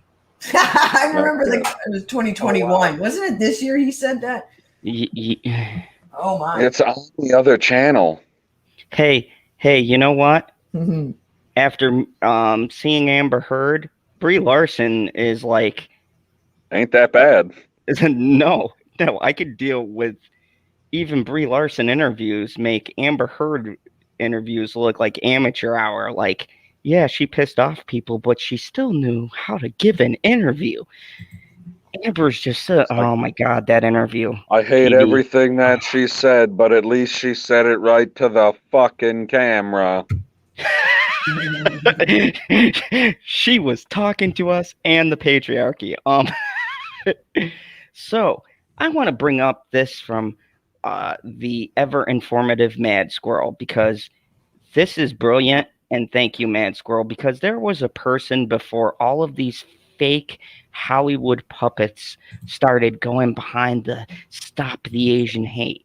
There was a man who dealt with real life issues like this, who not only got hate from America, but he got hate from his own people for teaching martial arts. And that man, that myth, that legend was Bruce Lee. So Bruce Lee and his fight Bruce Lee and his fight against Asian hate once told the real Hong Kong story to the world Now we're just a prop. It's an Bam. interesting article. It's really well written. It's a short commentary opinion, but I thought it was really well written. And you know what, Squirrel? You can read this because I don't want to butcher. They really quick. Elizabeth was asking me who the attorney is for Meghan Markle and Amber Heard that they're sharing. It's David Sherborne, who represented her. Guy who likes money. Yeah. Mm-hmm. Yeah, it's all kinds of shady. He represented the Daily Mail lawsuit that Meghan Markle had over there in the UK that she did win, and now Amber Heard's crap. So that's interesting. Mr. Sherborne's a busy bee. Anyway, so this is this article. It's really short. It's actually just an opinion piece. Anyway, she says, I was watching a movie the other day about a convicted super hacker who was released from prison to help track and bring down a cyber terrorist in an international joint effort between the Chinese government and the FBI. Black Hat is a rather obscure and tedious Hollywood action thriller, and its only consultation, is that the lead role is played by A-lister and Australian hunk Chris Hemsworth. The plot I can agree with all those. Yeah. The plot of Black Hat is rather predictable, but somehow the cat and mouse chase leads Hemsworth and the others to Hong Kong. Halfway through the film, the main villain is tracked down to Sheko, which is in the southeastern part of Hong Kong Island. Sheko is a popular destination for beachgoers and hikers, as the famed Dragon's Back Trail is found here. As well as being a popular spot for beach trips and barbecues, it has served as a popular backdrop for many canto pop music videos. Which I'm down with canto pop. Yeah. God bless What America. is canto pop? Is that from Japan? Yeah, Chinese pop. God bless you. Cantonese. Cantonese. Anyways, so as expected, the famed Hong Kong skyline and many familiar local neighborhoods like Temple Street are prominently featured in the Hollywood film. I recognize a particular location in Temple Street where my daughter and I used to go every Lunar New Year to seek advice from our favorite fortune teller, Mrs. Lamb. I also found it amusing that the police surveillance vehicle where Hemsworth visits to get some local intel is parked near Mr. Lamb's stall location, which is right opposite a public toilet. So aside from that quirky detail, Hong Kong is often featured in Hollywood movies, both big and small budget ones, and it's clear why. The shimmering panoramic skyline and the bustling, lively city streets, the neon lit cityscape, and many more locations are so unique to Hong Kong. But the sad truth is the continuation of this type of international exposure will not do our city any good. Sadly, when Hong Kong is being superficially presented in movies, it creates conflicts and confusion to the outside world because of the way our story is being narrated. In reality, there are so many meaningful stories within stories of an even bigger story that are sometimes poorly told because significant details have been omitted. In short, Hong Kong has a very complex plot with many narratives embedded within it, and many blockbuster films have failed to do our city much justice. Very rarely are we meaningfully represented in movies and TV shows. To the world, we are just like the city version of a beautiful woman with no brain or any valuable substance, at least to most of the Western world. I remember growing up watching Bruce Lee's movies and felt so proud to see him. Although he began as the underdog, he managed to fight and bring down the top dog to ultimately gain recognition and respect. To be properly represented on the international stage of movies, first we need to have the right movie stars to project a positive and intelligent image of our city. At present, when foreigners think of Hong Kong, their first thought is often of Jackie Chan. I don't doubt Chan has some amazing kicks in kung fu movies, but that's not the real Hong Kong story. Absolutely not. Communist controlled. Okay. I miss the legendary Lee, not only for his martial arts skills, but also his personal philosophy. He passionately fought against the harmful way Asian Americans were portrayed on big and small screens. In movies, he fought against how we Chinese were generally treated by Westerners. Lee was the pioneer in the fight against what we today call Asian hate in his personal crusade on the big screen. Today, we fight racism and anti-Asian violence by marching with placards on city streets, but Lee did it all by himself with his fists and kicks on the silver screen to demolish the many harmful and demeaning stereotypes of Asians back in the 1970s. Fast forward to today, Hong Kong is an international city of China, but it still suffers from the stereotypical existence when represented in international films. We need to shed the perpetual image that we are a city that is neither Western nor Chinese. We need to tell the world that we are no less worthy than any other Asian cities in both the cinematic and real worlds. We must change the degrading perception that we're merely a town whose sole purpose is to be a that word right now. Hedonistic? I can't even pronounce words. Hedonistic? Hedonistic, thank you. My language. Paradise for Westerners and for people to make a quick buck. We certainly have our problems of today, but we also have a rich, tangible, and intangible history of yesterday. We need to start telling our individual Hong Kong story here and everywhere we go, even for those who are leaving the city to set up home on foreign soil. If we believe in the worthiness of our story, the world will see its worthiness, and hopefully it will start portraying our city in the right way and outside cinemas. In and outside cinemas, excuse me. What we now see in Hollywood and international movies is a reflection of their ignorant interpretation, resulting in inaccurate portrayal of our Hong Kong stories. One day, I hope we can see Hong Kong being at the center of some genuine storytelling and see some of our homegrown talents sweeping up prizes at the Academy Awards, Screen Actors Guild Awards, and other prestigious award shows. It may be some time yet before this happens, but that doesn't mean we can't start now. So I think she's Cantonese, the gal who wrote this. So Louisa Tom, very well written article of perception, though. I thought it was really cool, especially when she was discussing what Bruce Lee did in the 1970s. It was very progressive. And the thing about Hong Kong is it's a very unique city. It's one of the last bastions of democracy left in China, to be honest with you. So they're always fighting to retain their rights and their freedoms there in Hong Kong. So it's a very interesting story. And Justin Proper had to drop out in normal Justin Proper fashion. So this was my point when you came on. Toasted us like a douche. Yeah, so I'm sorry. Planet Keys Queen says, PB, can you correct Mad Squirrel? The lawyer was Johnny's lawyer, not the turds. Actually, yes, at one point. David Sherborne was representing the Duchess of Sussex in a case against the British newspaper for the Daily Mail. She ended up dumping him a little bit later, but they retained the attorney for other lawsuits. So that's still ongoing in the background. So yes, that is correct. Anyway, going on. I had to answer that. I saw that pop up. So here's the thing, and I like this article. That's why I was just waiting. I like this article because of the headline, and you hear all of these people. I'm talking about you, Zack Snyder, coming and talking about all of these terrible things, and Asian hate and all of this stuff. And it's like, when you guys want to represent this now, let's go back in history. Where were you guys? You're so quick to point this out, but we had Disney shoot Mulan and think a concentration camp. Yep. Well, you want to stop the Asian hate. This man Bruce Lee came up and he impacted not only the world of martial arts, but the perception of what a hero was. He was smaller than the people he faced. Yeah. He was charismatic. The stories were engaging and interesting. And in and out, he dealt with so much crap. And he just didn't deal from racial hate from Westerners, but also hate from his own people for teaching their martial arts to foreigners. If you guys don't know, I was in the world of martial arts, and I'll tell you right now, there are some snobby, condescending martial artists who do not want to teach you their secrets because for thousands of years we have for thousands of years we have safeguarded our secrets. No, America will destroy it. Godzilla. Yeah, it's true.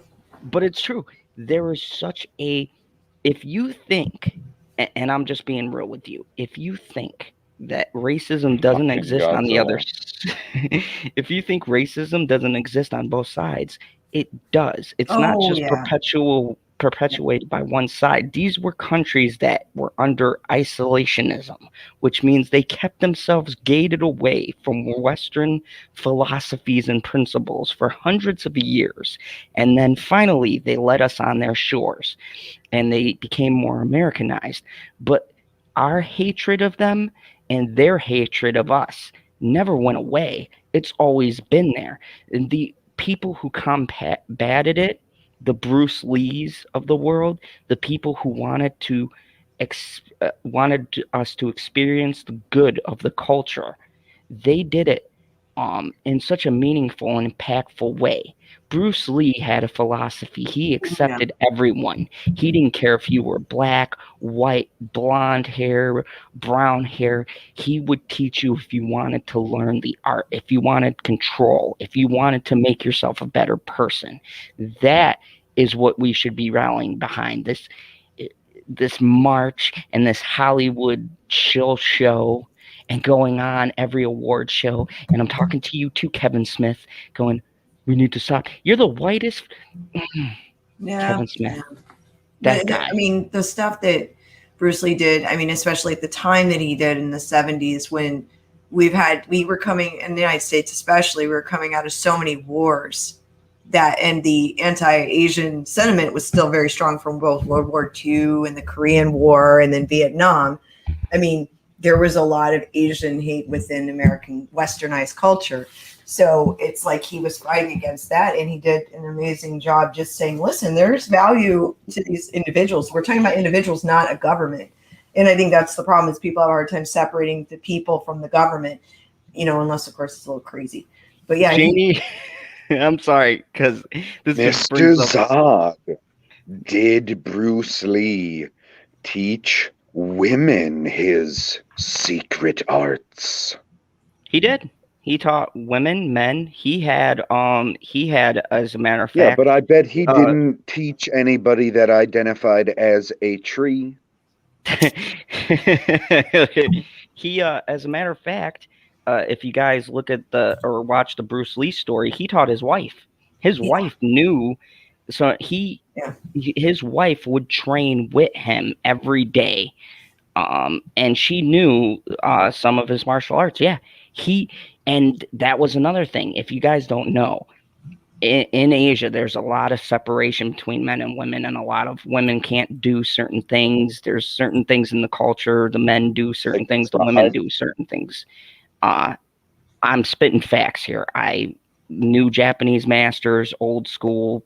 It's very, I don't want to say sexist, but it's very on that line. And Bruce Lee was frowned upon. The word traditional.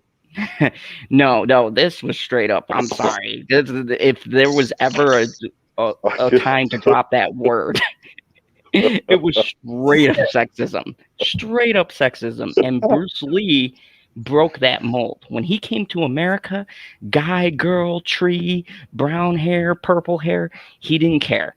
There was nobody with purple hair. If you wanted to learn a martial art, if you wanted to learn about the culture. What's that? Wasn't he on the West Coast? Yep. He was on the West Coast. So then why didn't you say flowers in your hair? Chuck Norris and Kareem Abdul-Jabbar. Yep, he trained them. And I mean, he got so much flack from doing this. Yeah, my personal hero. If you guys don't know, fucking ginger. Yep, you could have learned, PD. Like, you're supposed to train stuff that doesn't have a soul. Really quick, I'm sorry, I actually have to get out early because I got a sick squirrel. So it's okay. I've been just kind of, that's why I've been kind of like in and out a little bit because Dad had him, but now Squirrel had him. Now I'm going to step in a little bit because it's a rough night. So middle squirrel's having a rough night. So I do unfortunately have to take off early. I didn't mean to, but I apologize, guys. No, we're around in the last article anyway. So okay. Holy fuck, there's another one. No, but I'm gonna go ahead and take off though before. But thank you, Zod. See you soon, It's PB. nice to talk to you, Squirrel. You too, PB. I'll talk to you soon. And goodbye to the chat. Have a good night, everyone, and have a good day. Yeah, chill. And check out Mad Squirrel and Father Zod. They do a morning show Mondays, and I want to say Tuesday, Mondays and Wednesdays. Yeah, I believe they changed it up to like 1 o'clock now. So definitely go and check out because they talk 1 about a lot of o'clock serious. Central Time, 2 Oh, thank you. o'clock Eastern. So that's 7 p.m. Greenwich Mean Time. So, PB, closing out everything. I don't know what time that is in Australia, Janie. I'm sorry. You So- want to know what I want to say right now, don't you? Yes. I won't, though. I won't. Oh, the memories. The ridiculousness. But yeah, I think this is a good time to bring everything full circle because if you guys haven't noticed, there's a theme, and that's these people Didn't. putting out fake causes, fake things, and Fake news. fake news, exactly. And we're exposing the fact Fake that news. these people are trying to take this moral high ground, but it's been done before.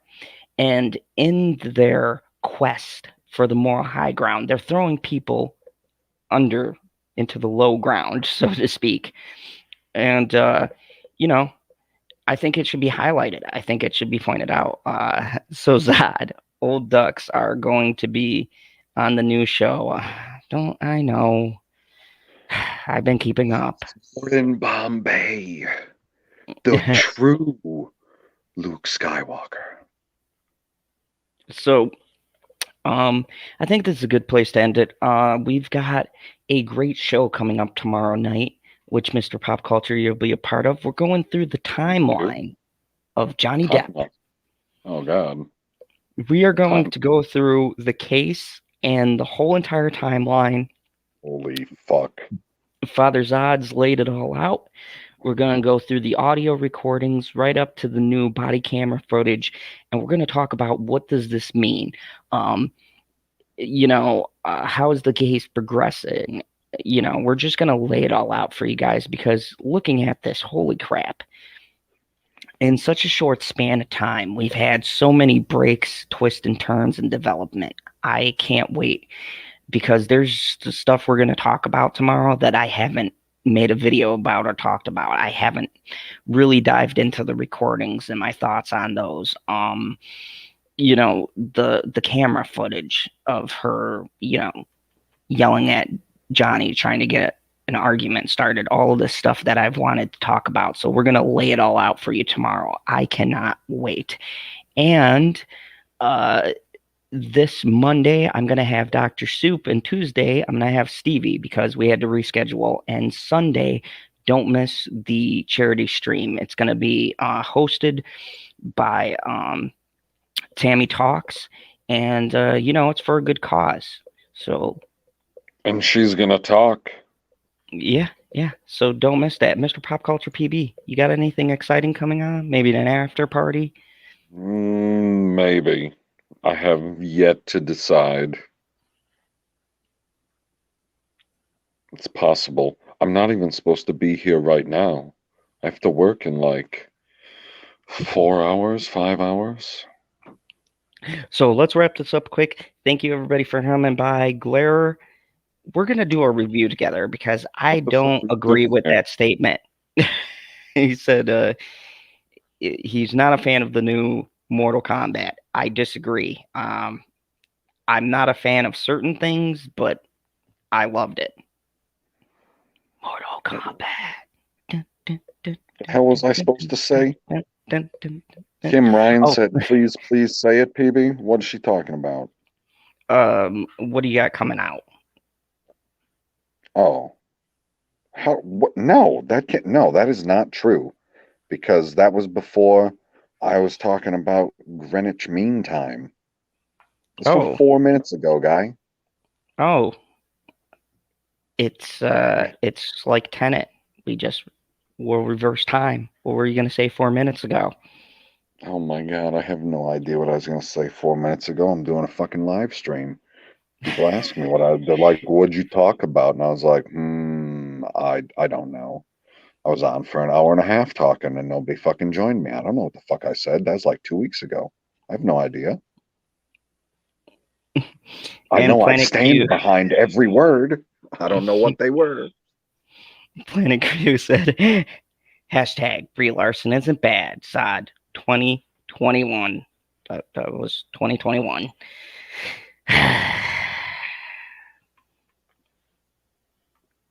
And Maybe my Elizabeth chat's in the Me wrong says, spot. Claire, so you're happy here.